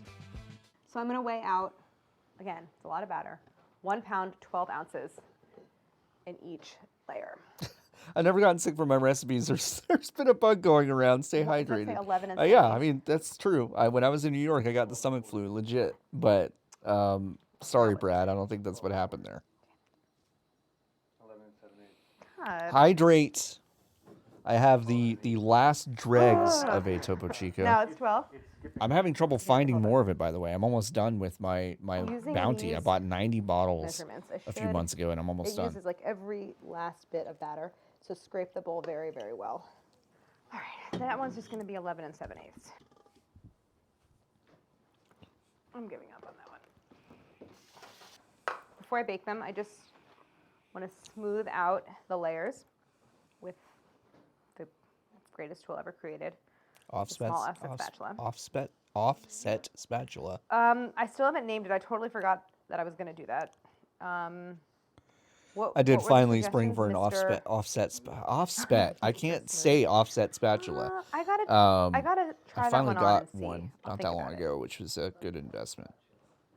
Count spatula? That's a good one. Do I think the Topo That's Chico? a really good one. Do I think the Coca-Cola acquisition made Topo Chico worse? No, it tastes the same to me. But I think something very interesting is happening.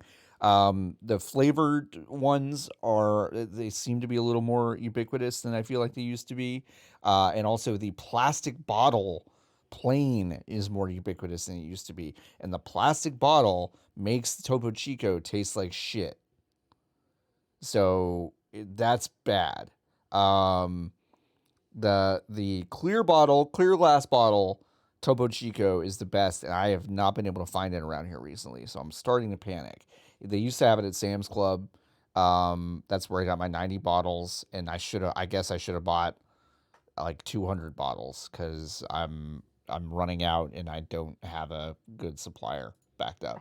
I ordered some from a online store called like Herbs something. It's like a whole grocer in Florida, and they were going to ship me some, and then they canceled the order and said they'd run out of stock. I like it. Wait, hold on. Did the vet text me? Hold on. Stupid. Oh no, I think Put it in a can. Never mind. I will say this. You can put it in a can. I think it would be okay to put it in a can. I know that's controversial, but I think it would be okay to put it in a can. Lady Jim Rockford, the plastic that they use has a flavor, and it makes the sip of the water from the bottle taste bad. And if you dump it into a glass, it gets flat faster. Also, I also don't feel like the ones in the plastic bottles stay fizzy. I think you could put Topo Chico in a can, and I think if they did that and that would solve the shortage issues, they should do that. But if they they should just make more glass bottle ones. But like that is apparently been a like a manufacturing issue more than anything else. But no, I don't think the Coca-Cola purchase inherently made it worse. But that's fine. Okay. So I'm gonna bake these for a full half an hour before I rotate them, and they'll bake 40 to 45 minutes total. Cream cheese frosting, unsalted butter, full fat cream cheese. While I'm waiting for the layers to bake, we're gonna roll into cream cheese frosting. So this is classic version. You've seen it before. I've made it on the show. You will need a stand mixer to put it together. You could do it with a hand mixer if you needed to. But we have room temperature butter, and then a pound of room temperature cream cheese, then just a little vanilla extract, salt, and 1 pound of confectioner sugar. So I actually let these sit out overnight because I want to make sure they're very room temp.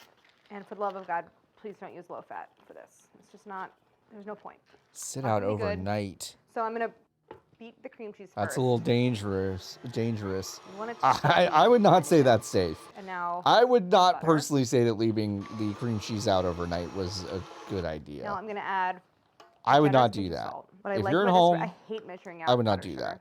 Andrew Whitmore, friend of the show, over on the agency side of the business, because I think he would say don't do that. And he is a food scientist. Protect from flying powdered sugar, and then I just gently pulse. Wow. Okay. All right. We're seeing a lot of I've done that. I would just I would take the cream cheese out of the oven. I mean, out of the fridge 3 hours before, and I think they're gonna get to room temp. I have this beautiful, smooth cream to cheese each their frosting. own. I'm gonna add Overnight the seems a final little scary ingredient, to me. which is a little bit of vanilla extract. If you wanted to be particularly fancy, you could do a vanilla bean. This is done. Now, because it's quite warm in the kitchen today, as it always is, this frosting is a little bit loose, mostly because the butter was warmer than room temp. Should we? Warmer than room temp, yeah. It's hot. Woo! Wow, that's hot in the kitchen. So, damn. I am going to put this in the fridge. Where the hell am I going to put thanks. this?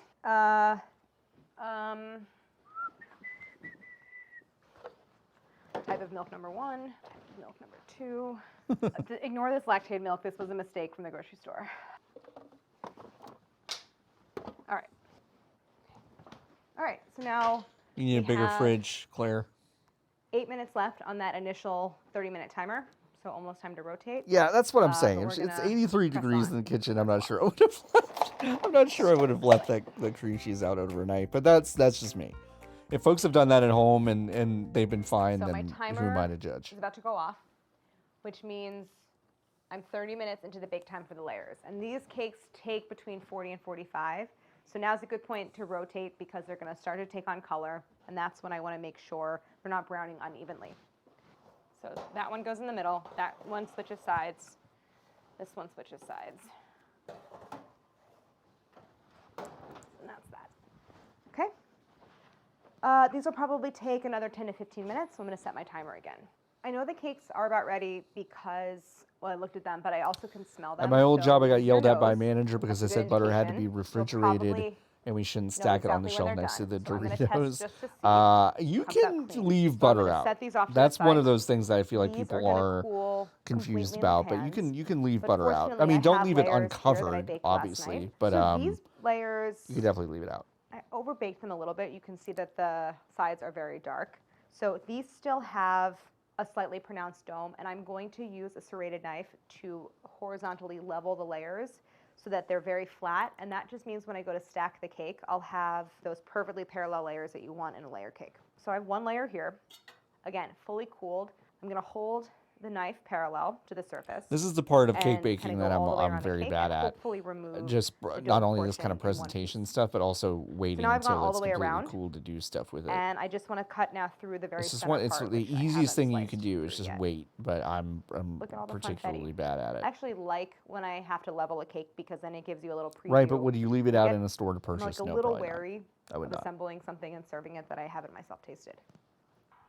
It is fun to put the butter in one of those French butter bells. I also agree with this. It's really nice to have a little fancy butter bell. This cake over here that's fresh, I have a feeling this is going to be a really nice, light, bouncy, not dry cake. This cake, however, that sat out overnight and it got a little dark, is slightly drier than I want it to be. So I'm going to add a soak. You see this a lot in like bakery cakes because they're designed to last a long time and not dry out. I'm just going to use a little bit of milk. Then I have my cake stand. I'm going to grab a piece of parchment. So I'm cutting strips of parchment. All right, I usually start by taking a dollop of frosting and I put it right in the center. Then take your first layer. So I'm placing this on top and centering it on the cake stand. And then press down gently, and that frosting is there to help it stick to the plate so it doesn't slide around. And I want to apply this soak, in this case milk, to the cut side so that it can absorb into the crumb of the cake. I'm really just applying like a single application of milk. And I'm not brushing, I'm dabbing. Because if I were to brush, I would kind of rake up some crumbs, and then those crumbs would get into the frosting, and then it's just not as neat. Once you've coated the entire cake in the frosting, it is hermetically sealed. Like nothing, that fat in the frosting creates a barrier, so no moisture is escaping. Now I'm gonna apply some frosting. So a cup is about the right amount for a cake this size. Actually, it might be more than a cup in the recipe. See what it says. Might be a cup and a half. Oh, 1 cup of frosting. Okay, great. Because the frosting is still a little bit loose, I'm not going to go all the way to the edge of the cake layer. And that's just to avoid lots of oozing of the middle layer of frosting. Sure. All right, so the next layer is going to go down, and I'm going to leave it cut side up. And you can kind of get eye level with it. Again, these layers are super, super even. Now I just repeat the process. Milk.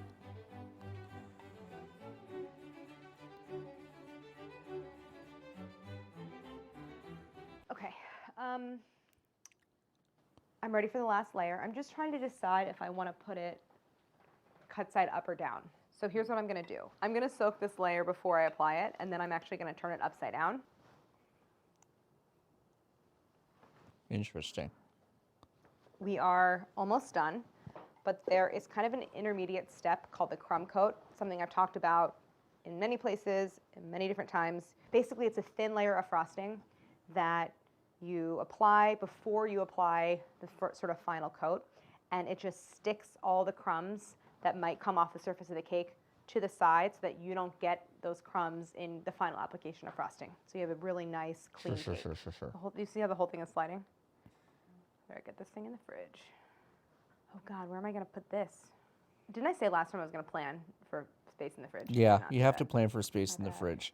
That's So one of the obvious things you have to do this is is that if really you're going bad to to make chill. something and you don't have room in your fridge for it, you have to I'll worry clear about out the your structural fridge. integrity later. You absolutely have to do that. I'm doweling it. Yeah, It's not the best I've crumb seen coat, but I've seen it's the like best I can do at syrup, the but moment. it's like if you've already made a Take sweet everything cake, out I guess I kind of get doing something that's like flavorful but not sweet, not super sweet like milk. I guess I kind of get that. This frosting is still too loose, so I don't have room for the whole bowl. I'm just going to put it in this pint container and stick it in the fridge. And hopefully this sets up along with the cake. Everything just needs time to chill.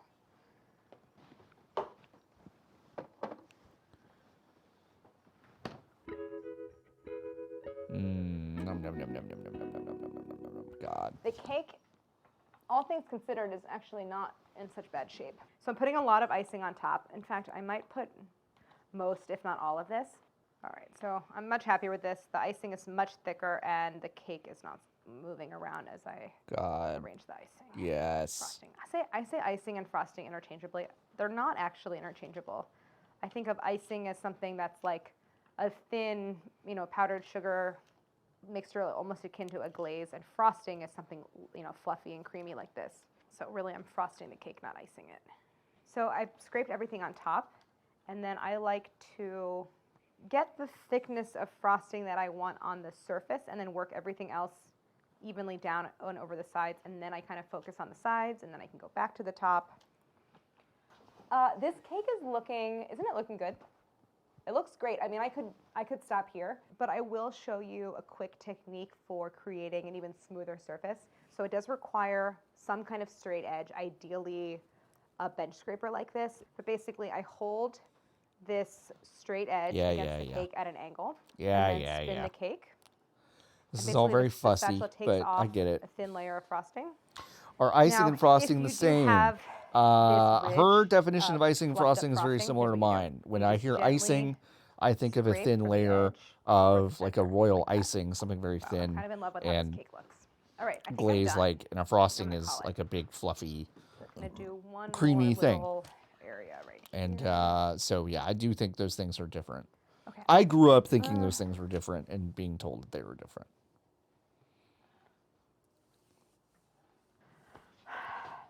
Stop me. Did she just pull out a jar of eggs? I think I saw that, yeah. Okay, I'm gonna stop. And now the final touch is gonna be just some sprinkles. I always like to decorate whatever the thing is with whatever's inside. So now, well, final step is to remove the parchment paper by just using my count spatula. I can't remember the name. Count spatula. To like hold the cake in place while I remove the parchment. I'm really into this cake. So the sprinkles, they obviously look great. I like the amount of sprinkles. To me, this is like everything I love about a box mix, but with a flavor that is much cleaner and like just better. I feel like, yes, this is a classic celebration cake, but I think it's a time when no one should need, like, what occasions are there to celebrate? Not a whole lot.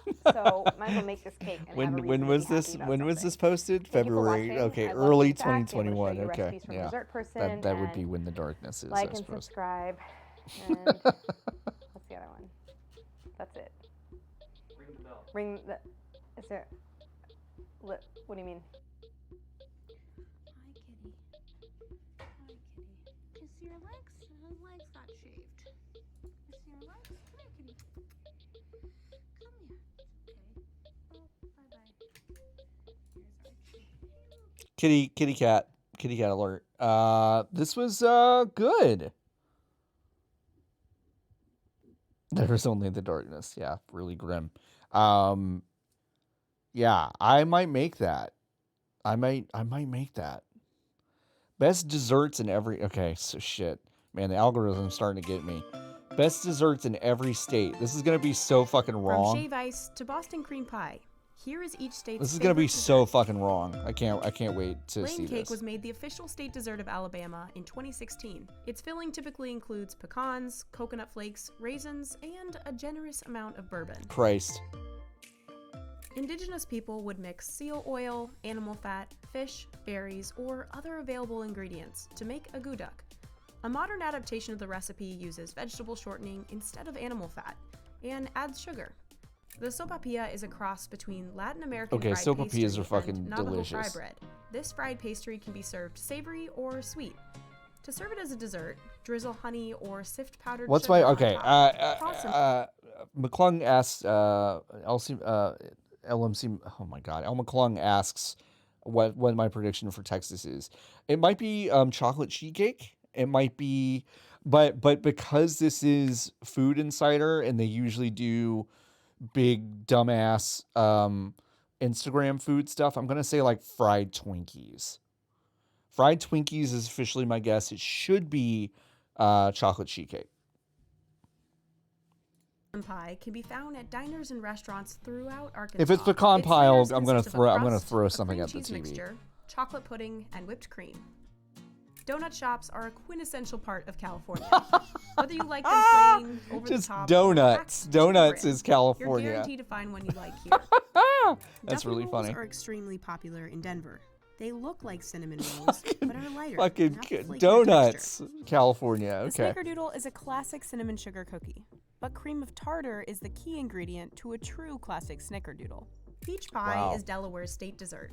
In the 19th century, Wow, is it? Delaware was the I didn't know country's that. leading producer I- of peaches. peach pie is Even delicious. today, residents love making and eating California the state dessert. donut. Key lime pie is synonymous with Sure, Florida. key lime pie, Pie fine. filling consists of key lime juice, sweetened condensed milk, and egg yolk. Restaurants and home bakers alike cobbler, love making sure. peach cobblers in Georgia. To make it extra special, add Pause ice cream it. on top. What? Shave ice is an iconic dessert.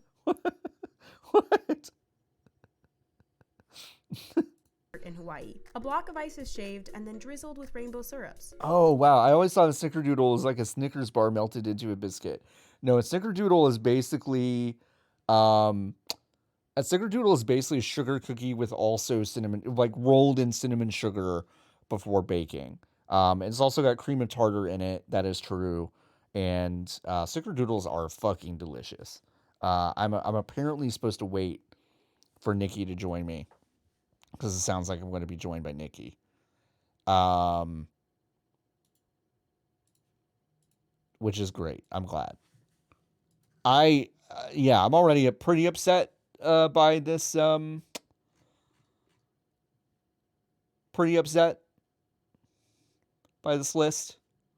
Could be worse so far, but it could be better. Hi. How's it going?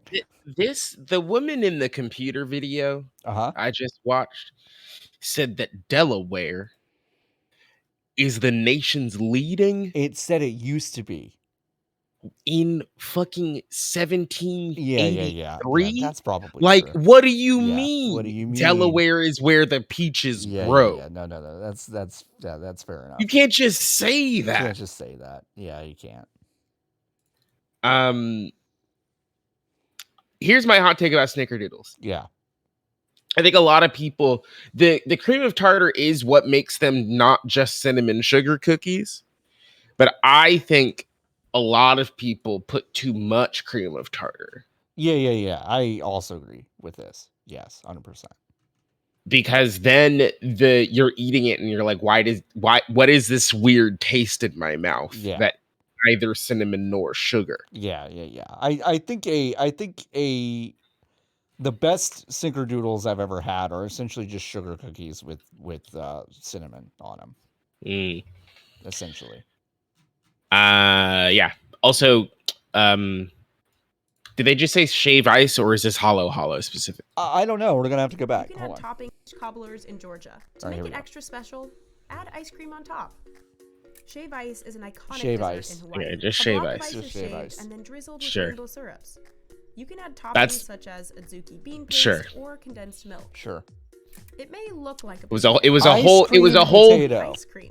Oh, Jesus Christ, white people, huh? There was a whole kingdom and monarchy for thousands and thousands of years, and the only thing that all of Hawaii ever had dessert wise was some ice with sugar juice in it. But yeah, that tracks. Sorry, ice cream potato? Yeah, John, what don't you get? This is what Ireland was like too. Ice cream potato. Actually, ice cream. The ice cream potato can be found at Boise's West Side Drive-In. You can find this thing that we made up at one place. Yeah, like I don't think this is a state dessert. So they take a clump of ice cream, they roll it in cocoa powder, and then they top it with stuff. Okay. And peanuts. Sure.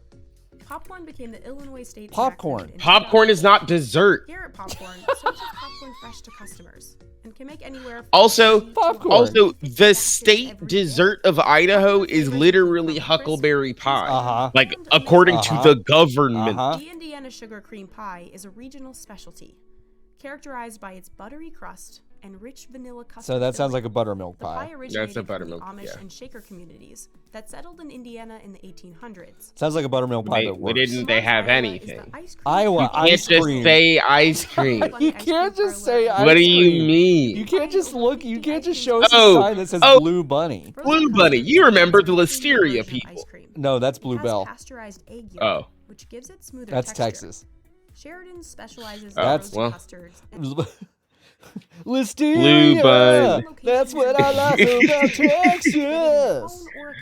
Blue Bunny Listeria. Bourbon balls are a sweet and I just want to see if they've ever done also Listeria. made of Kentucky bourbon-soaked pecans, butter, No. and powdered sugar, Yeah. and then dipped in chocolate. They've never done a Listeria. No, that's Bluebell. Yeah. Sad. No Louisiana trip is Beignets, complete sure. without trying beignets at Café du Monde. Actually, Square really, shaped it's pieces bread of dough pudding, are but deep beignets fried are good. and generously sprinkled with powdered sugar. The blueberry pie. made This from CNN blueberries, article the cake just is dessert in conflates both 2011. companies. Maine is one of the Oh, world's wow, top really? suppliers of wild In the blueberries. article, it Not to be says confused with cultivated blueberries. the first Wild blueberries are smaller and have a sweeter and tangier taste. wait. The Smith Island cake is a layered Wait, cake Smith named after Island Smith cake? Island in Chesapeake Bay. Traditionally, it consists of 8 to 10 layers of cake, with frosting between each layer. Wow.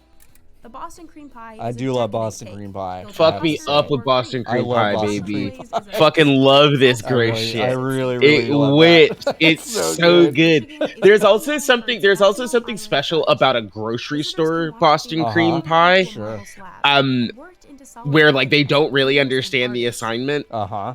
While a muffin may be considered more of a breakfast food, A blueberry muffin in Minnesota. Minnesota got fucking especially wrecked. since Minnesota's Yeah, muffin it's tough. is the blueberry muffin. The Mississippi mud There you pie go, is a Mississippi rich mud pie. Y'all chocolatey called dessert. it. The pie consists of a chocolate crust. What if it 1 to wasn't 3 that? layers That'd of be really chocolate, funny. And a whipped cream topping.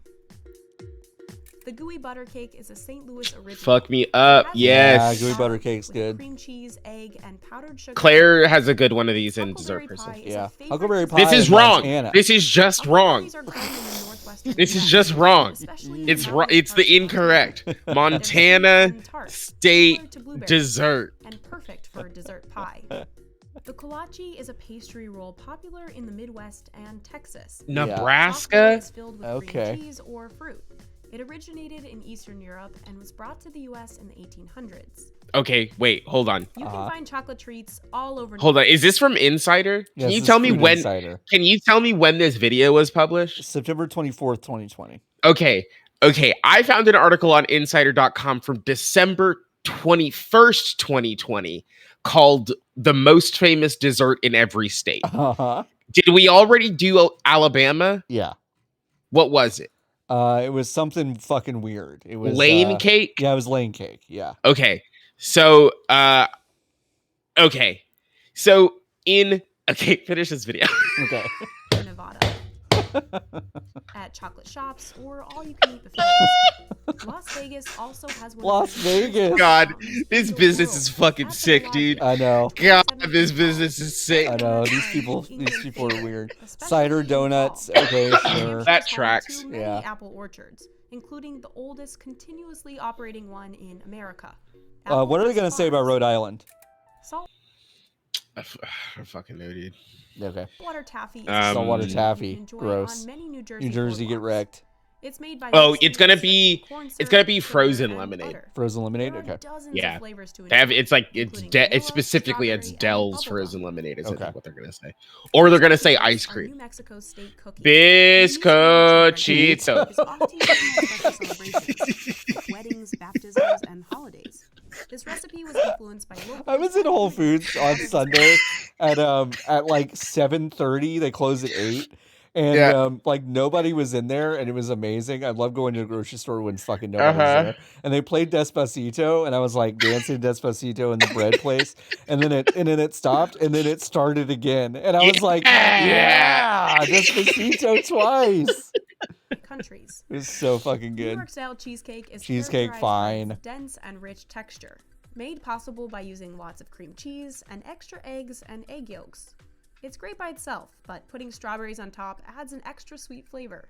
Sweet potato pie is a southern Sweet classic. potato pie. An that's extra delicious. sweet Instead of empty flavor. calories, Extra sweet this flavor. pie is filled with mashed sweet potatoes, which are full Yeah, of sweet potato fiber pie and is good. vitamin A. I'll give The you that. krumkaka is a Norwegian waffle cookie. Krumkaka. When it's still hot, the cookie is rolled into a cone. and Krumkaka. Okay, I think it's just gonna be easier, John. Oh, Buckeyes was right. Yeah. For me to tell you the differences as they come up in Okay, this sure, article. sure. So North Dakota in the December article is chocolate covered potato chips. North Carolina is Krispy Kreme donuts. New Mexico, empanadas. Nevada's was Basque cheesecake. Oh. Nebraska, sweet corn ice cream. Montana, s'mores. Oh. Michigan was cherry pie. Maine was whoopie pie. Wow, yeah, because Maine was They're like just blueberry like pie. they're just like they're just completely different. Yeah. All right, continue. We're on Ohio now, right? This is fried pies, Oklahoma. Oklahoma says pecan pie. Okay, that's very funny. Including chocolate. This next one should be Marionberry pie. Okay. All right. The Marionberry was created by Oregon State University and the U.S. Department of Agriculture. That is nuts that the government was like, can we just make a berry? Can we make a berry? Oh, whoopie pie, Pennsylvania. Pennsylvania's in this article is funnel cake. Wow, what? They'll just say anything They'll just say online. Anything. That's They'll crazy. just fucking say anything. Did you? How old were you when you figured out that Marionberry was also was the a name government of a op? government person? No a person. fucking way. Yes, Marionberry. Oh, today, right now, a second and a half ago. I knew the Marionberry was a government op, but I didn't realize that it was a person. Marionberry was the mayor, the second and fourth mayor of the District of Columbia. Wow. And he died in 2014. He got in trouble for smoking some kind of drugs in public, I believe. Now, what does that mean? Because I don't want to say what I thought it was. If I hold on, you were gonna say he was doing a Coney 2012. He was arrested. He was videotaped during a sting operation smoking crack cocaine. So I did not look that up. Oops. Yeah. Sorry, Marion. Anyway, yeah, I was like, wait, Marionberries and Marionberry? Much people in Pennsylvania invented the whoopie pie. Marshmallow fluff or butter. I do love whoopie pies. I don't like Okay, associate Pennsylvania with them. The doughboy is similar. Okay, wait, hit pause, please hit pause. Okay, in the article written on the website insider.com, it's for Maine, and they say that Maine is whoopie pie. Multiple states lay claim to inventing the whoopie pie, with some saying the sweet dessert's roots come from Amish communities. However, according to the Farmer's Almanac, the first commercially produced whoopie pies were sold in Maine in 1925. So this video is just win. Thanks for the follow. Did they just fucking? I don't know. Also, they're just lying. A doughboy is similar to a Zeppoli. Yeah. To a Zeppoli, but local to Rhode Island. A flattened pizza dough. It's pizza dough. Yeah, it sucks. They're not good. The correct answer is Dell's Frozen Lemonade. Okay. South Carolina coconut cake. That is the same. I mean, that's coconut cake is good. And covered with toasted coconut flakes. The word kuchen, South Dakota. That's correct. Right. That is on here. In German. The pastry has a dough crust and custard. It roughly translates to cake in German. South Dakota in the 1880s. Moon pies. Banana pudding, Tennessee. No, I'm sorry, moon pies. Moon pies. Okay. The simple but delicious. I mean, I do love banana pudding. I do love banana pudding. Wouldn't say that's a Tennessee confection. Tejas is pecan pie. Love their pecan. This is so wrong. This is so wrong. So much they made it the state pie. This is so fucking stupid. Damn, Ganjo Horn, congratulations. $150 million you just won. Stupid fuck. You could have picked so many fucking things that aren't pecan pie. Shops and many family Dumb. Jello? Is Utah's state fucking Utah. Christ alive. Insider, it's so popular amongst the Mormons. Insider might as well have just said Utah. You know where the whites are, and then keep going. Add whipped cream on top. Ew. Oh, if you want it to be sweeter. Disgusting. Wait, this is the second time apple pie's on here. Also, on here it says that it's maple creamy. Ooh. Which maple creamy looks cool as fuck, actually. It's maple flavored soft serve. Ooh, I bet that's great. It was made popular in the U.S. by Starbucks, whose headquarters are I'm sorry, what? Nanaimo bars? And delicious. I've never seen that at a Starbucks. Schloofy pie? The star of That's the correct. is molasses. Shoe fly. There's even an annual West Virginia molasses festival in Arnold. This one should be Santa Claus. Cream puffs. Nope. Okay, so the correct answer was Kringle. We were looking for Kringle. What the fuck is a Kringle? It is made with fruit, nuts, jams, or chocolate. It's a pastry with flaky butter and icing. It's like a fucking you know what's a Kringle? No. Imagine if you made a really big toaster strudel and put nuts in it. Okay. That's what a Kringle is. All right. Also, it is the official dessert of the state as recently as 2013, which was 7 years before they published this video. All right. So we got cowboy cookies in Wyoming. This cookie contains That's wrong. It's Huckleberry ice cream. Wow, but cowboy cookies are really fucking good. It literally says no dessert is more quintessentially Wyoming than Huckleberry ice cream. Look at this. Look at this last Look shot at of this this woman. fucking 23-year-old who was given a video and was like, they were like, you have to make this video. And she was like, but there's already an article on the website. And they were like, you have to make it new and different somehow. You have to make it new and different. And we are going to film you in your apartment next to whatever fucking dumb shit. God, grim. God, super grim. What did you say? Maple? How do you spell creamy? CREEMEE. Yeah. And then we have to look at Merritt's thing is called Butter Tart. Oh, butter tarts are great. That's a Canadian confection. Aw, thanks, New England Federal Credit Union. What did they Yes! We're here They sponsored this video. Dairy Cream. Today is my birthday. And Happy birthday. It's my birthday. Annual Creamy Tour. It's pretty simple. We just go to a couple of spots, taste some creamies, talk to some people, and enjoy all the Hell yeah. summer in Vermont. Now this is America, baby. Vanilla with butterscotch. Don't catch me slipping up. You might wonder. Vanilla with it's basically frosted butterscotch. ice cream with a little bit more butter fat. Sometimes people think it is lighter or fluffier. Cliff Dodge and his family have run the Dairy Cream. What are for you wearing? 23 What are those years. glasses? And since What are they're those camera shy, glasses? We talked to their employees, Megan and Abby, who both grew up visiting the Dairy Cream. Well, Cliff has owned this for 24 years.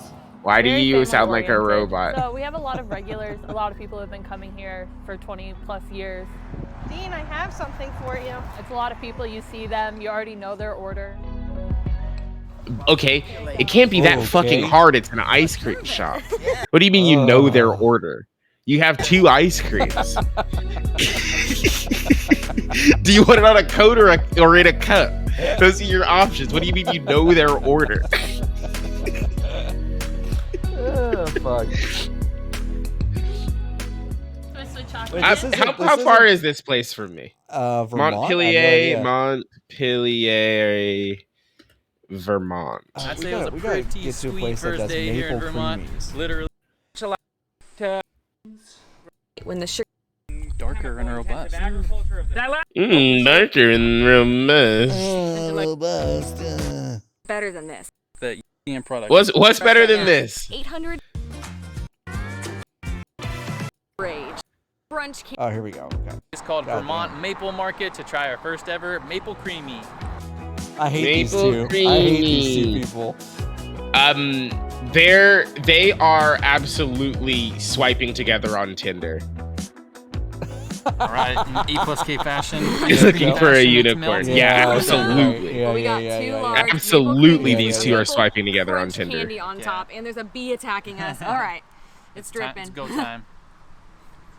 And like she's on the app more Oh than my he's God. comfortable with, but he doesn't want to say anything. Yeah.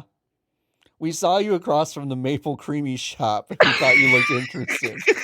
It's like a subtle, like sweet maple flavor. It's tastes just so good. It doesn't taste like artificial. Yeah. Like super overpowering.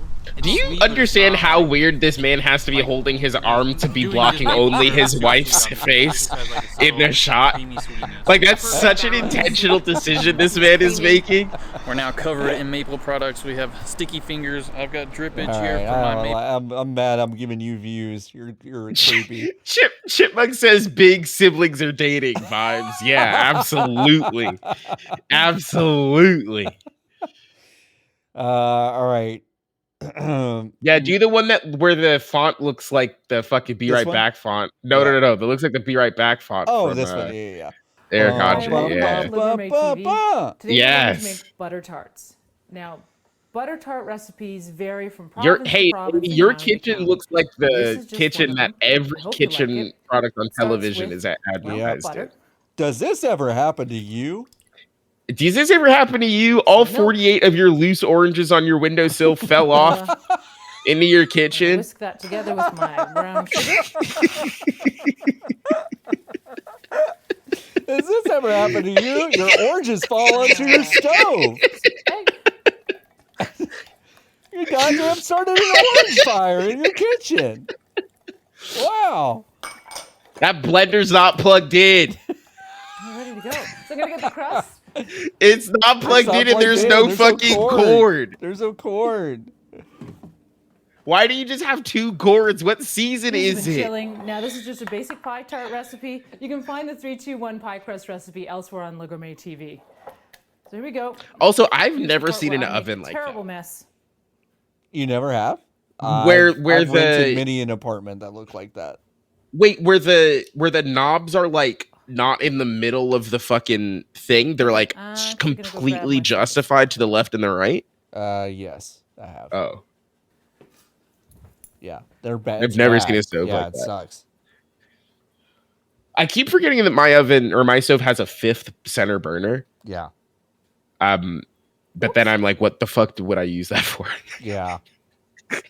I'm like, fuck yeah. I got a 5th burner. And then I put 2. I can make a put Thanksgiving dinner in a sitcom Yeah. now. And then I put 2 things on the stove. And I'm like, There's there's a no big debate in space. our house about raisins. I happen to love raisins, so I'm going to put a few raisins in these. Now, last few. Merritt, this lady said there's a big debate in their house happen to about love raisins. raisins, so I'm Do gonna- you have a there's big always a debate big in your debate. house about raisins? Well, that's just what Canada's like. Is this kind of a thing that Canadians do? They have big debates about raisins? This In our house looks about like raisins. I happen to love raisins. the so I'm way gonna that put a this few is raisins in shot these last Uh-huh. and the pacing of this makes it seem like a cutaway gag on How I Met Your Mother. In fact, Yeah, I it may does. even add a few to these. Here. I like raisins. I would put raisins in butter tarts. I fucking love raisins. I love dude. raisins. I tell you that one time in college I got sick because I ate 2 pounds of raisins in like 3 hours. Because I went to the Whole Foods and I was like, oh fuck, they just got a thing of raisins. And then I was sitting and I was like working, like I was like doing homework, and I just ate 2 pounds of raisins and I became very sick. So many raisins. Just like mindlessly was like popping them into my fucking mouth over the course of a few hours. And I was very sick. And continue baking. Automatic gold. This lady already popped the cyanide capsule in her hollow tooth. She's waiting for it to kick in. Oh my god. Ooh, look at that gooey. This looks good. I'd Yeah. fuck this up. I'd fuck this up right now. Yeah, that shit looks good.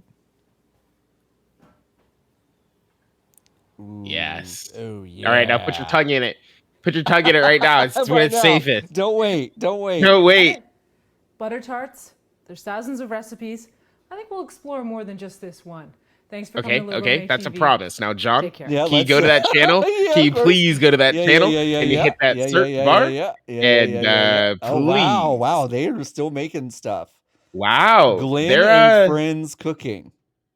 Now let's see Yeah, where where's this the lady lady? is. Yeah. Oh, they've gotten into the we cook old racist food business. Huh? They're like that's like a we cook this stuff from yeah. 1899. Uh-huh. I don't know. I hate those videos. There's that whole cottage industry of watching waifs, like white women trying to be pretending to be waifs, making like hardtack or whatever the fuck, and they're wearing they're wearing period appropriate clothing.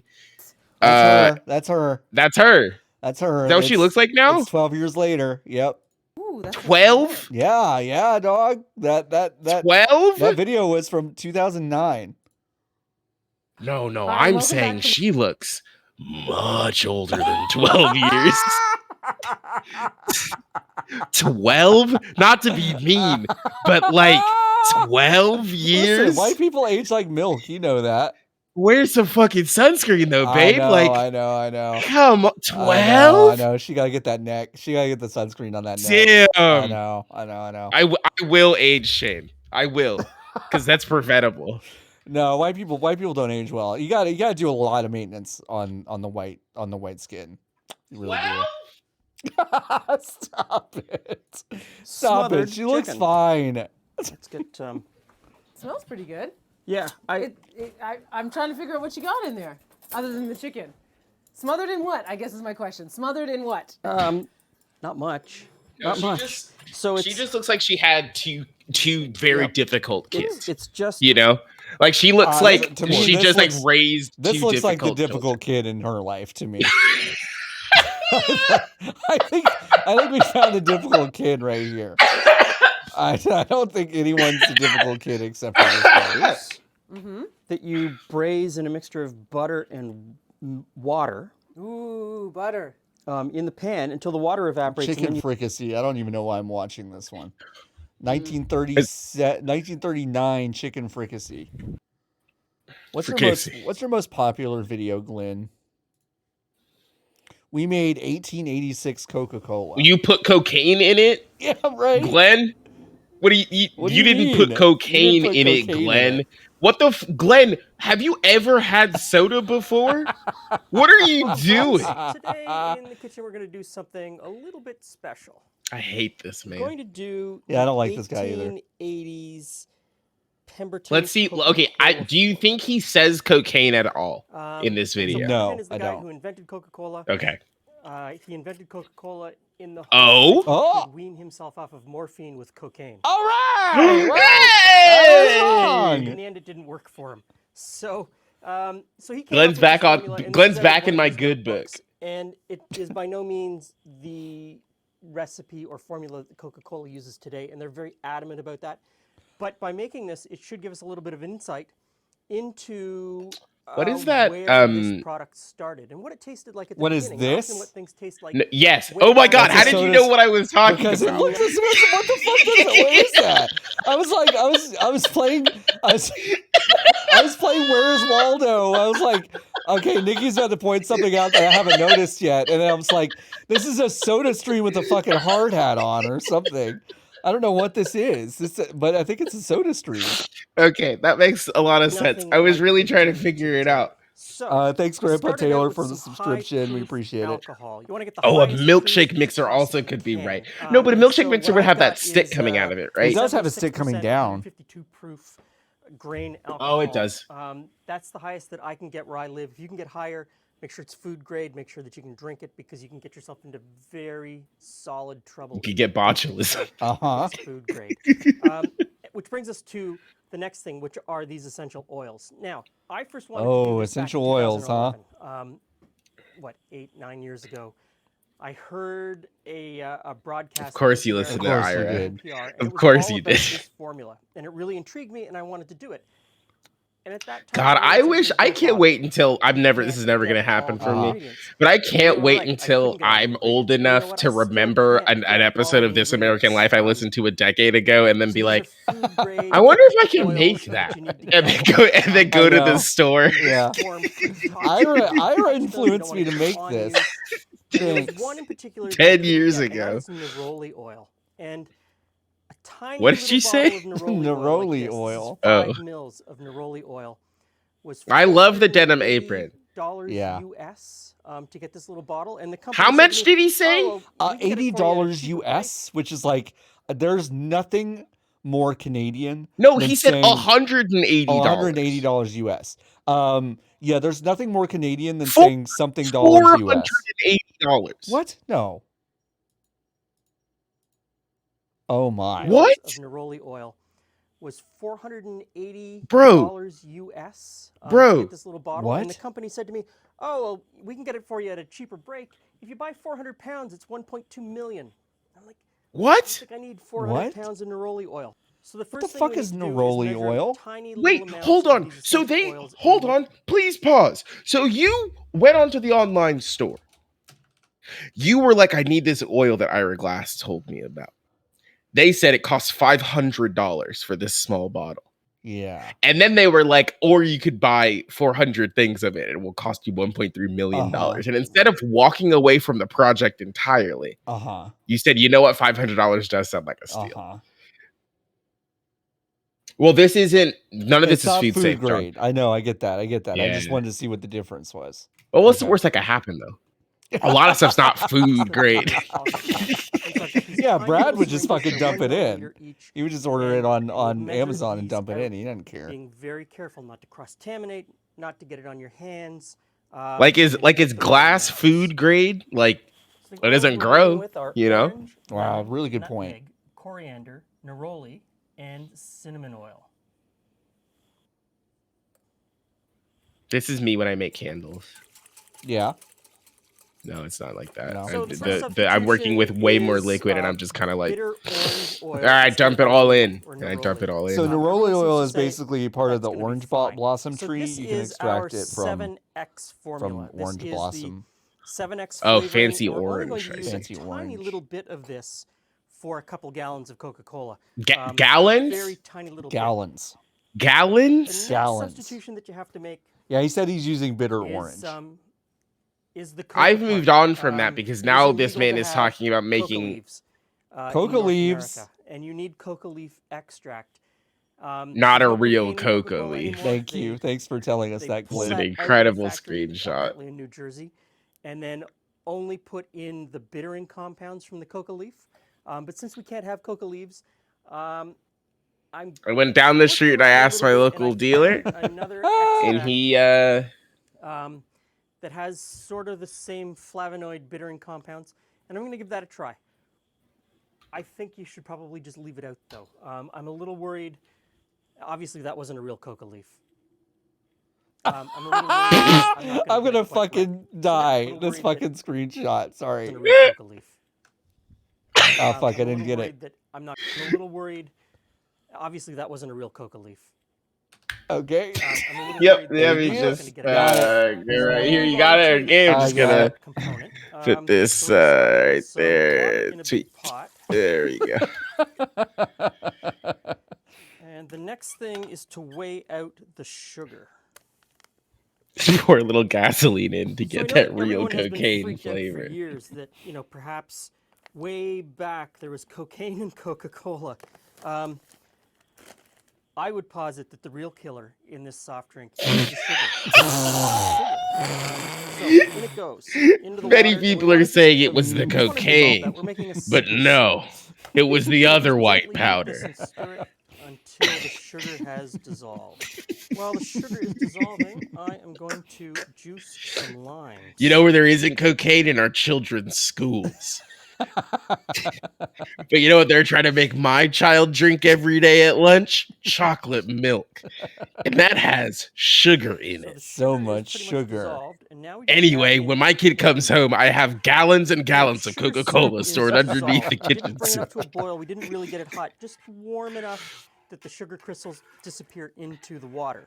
Next in is vanilla. I've got my notes open because I just want to make sure I get this right. So in goes the vanilla, and I normally don't measure Did you see vanilla. that video, John? That TikTok of the very clearly a comedy TikTok of the person using their induction stove as a hibachi? No, I haven't seen that. No, I haven't seen that. Hold on, let me see if I send can me, find send me a this. link. I'll get it. I'll pull it up next. Next in is Man. now, I know it's called coca after the coca leaf and cola after the cola nut, but by 1880, 1885, Pemberton Fuck, already where wasn't using is cola. this?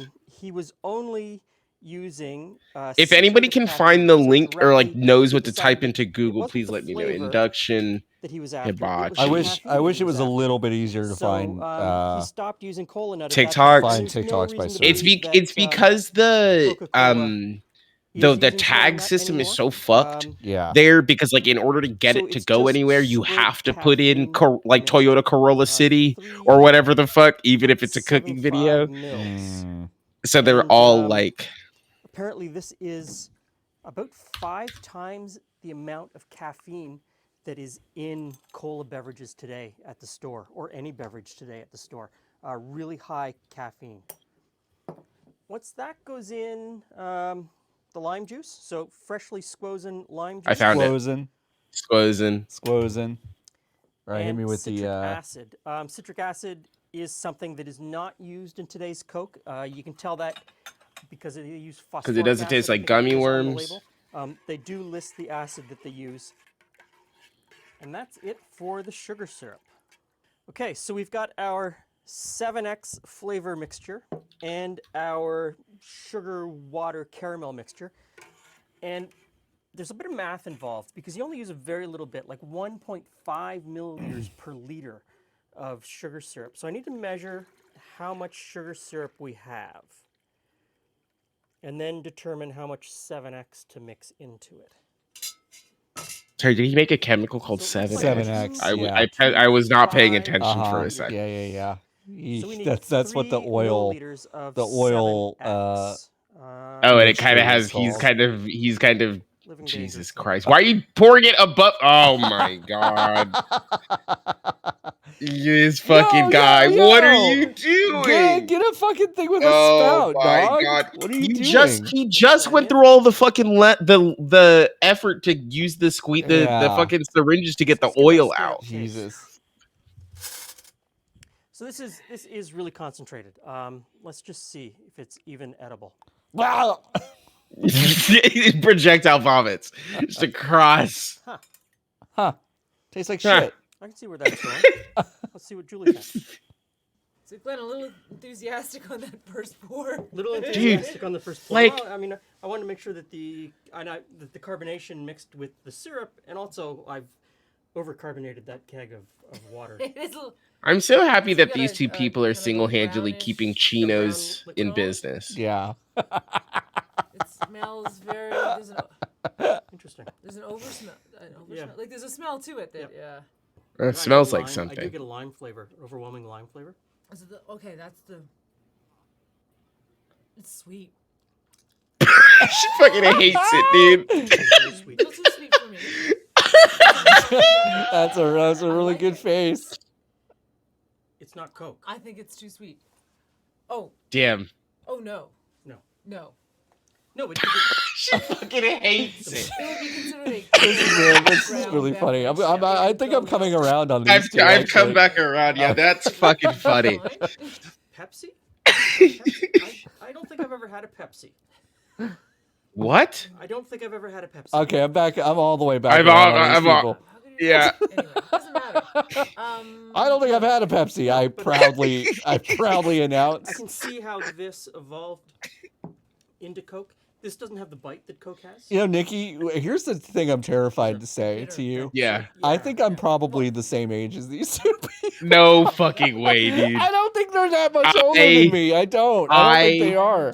I refuse to believe I don't it. think they're that much older. I don't. I've definitely chopped out some of the sugar.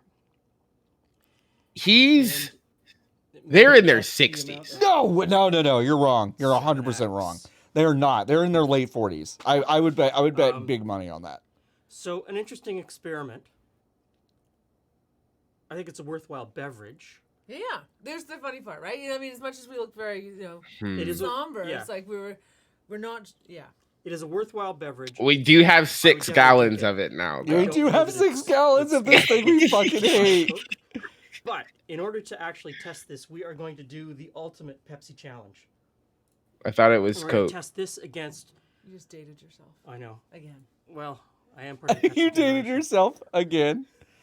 Damn. We're gonna do this. Coke. And They're Pepsi, friends though, which Canadian is Coke and cute. Pepsi. Okay. Wait, what do you mean they're friends? Are they not married? You don't think they're No, married? but like I think they're like friends. Oh yeah. They like each other. They like each other. Yeah. I agree. Like the. We probably find a Jarritos. See if we can find the Jarritos Mexican Cola. What's the other one? The cola. Inca Cola. Inca Cola. And What's the other one? Yeah. Is that in Wild this card. video? Thumbs there's up. no way. We'll throw in a Okay, thumbs up. thumbs up. Oh, Yeah. no, it's not. No, it's not. Another cola type. All right, I've got your hibachi. Hold on. Yeah, please.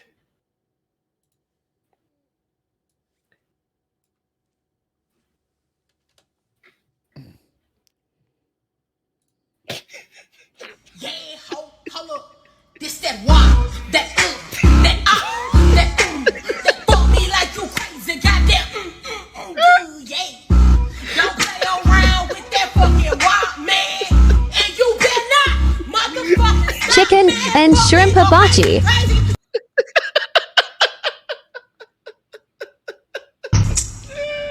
Yeah, hold up. This that wah, that that fuck me like you crazy, goddamn. Oh my god. Don't play around with that fucking wah, Oh my man. god. And you better not, motherfucker. Chicken and shrimp hibachi. It's I so love funny. I love the fucking voiceover, the TikTok voiceover. Yeah, it's so funny. Chicken and shrimp hibachi. Choice of protein. The chaotic cooking stuff on TikTok is fucked up. It's really good. It's so wild. That one lady that made the Jello steak with the steak sauce, that was like the most disgusting thing I think I've ever seen. That was don't go looking for that. It was Don't horrible. look for it. Fuck. Well, you know what, folks? This has been a good 2+ hours. Let's wrap. I gotta get to work, it turns out. Oh, it's SummerSlam. It's right around the corner. SummerSlam. I can't listen to the first 5 seconds of Sacrifice by The Weeknd anymore without know. hearing that guy go, WrestleMania. the most stupendous WrestleMania. I was born WrestleMania in the history of WrestleMania. Will Seth Rollins, but I was born in the city. That's I can't. Every time I just think about Yeah. The Green Light by Flo Rida. Also can't hear that song without thinking about WrestleMania, because like 8 years ago that song was just like everywhere for WrestleMania. It was terrible. Did you see the girl that just made 17 of those insane recipes over 17 days to raise money to buy a better PC? No, I didn't. That's no. that's Hero, really did it good. work? Did Did it she work? do it? Good for her. Proud of her. That's a good grift. It Well, is. it's not even I a respect grift. it. It's just it's content, right? All right. Yeah, let's wrap. Nikki, thanks for joining me. This is fun. Thanks for having me. Yeah, we learned about the Magic Castle. I taught a lot of people about that for the first time, and how Randall now owns it. And that's been wild. Again, I'm going to do a deeper dive on that this weekend, I think, for Thanks for the Knowledge. If you like this show, you'll probably like Thanks for the Knowledge. It is my podcast that I host every week. It airs on Sundays. Please check it out. I also host a podcast called Friends Reunion, which airs every Friday. I host that with Nikki and LB Hunktears. We also have 99 Potions. This week we're going to be talking about Chrono Cross. We'll also probably have to talk about Kingdom Hearts 4, although I will thrash and kick and scream the entire time. And yeah, no Tuesday show today, I believe. I think we're taking a little break-a-rooney. No, I'm playing Mist. I thought that was Thursday. Are you No, I'm today? trying to get through Mist. You're trying to get through it. Quick, Okay, so quickly. never mind. We will be playing with like Mist. kind of an expeditious. Kind of like with conviction, you want to get With through it as fast conviction, as- I am trying to all get right. through Mist. Fair enough. I may join you for that. So yeah, this afternoon we'll do a Mist stream. That's going to be a lot of fun. Of course, Merit Souls is back every Wednesday, Friday, and Monday. All right, folks. Until this till this evening, we'll see you later. Bye.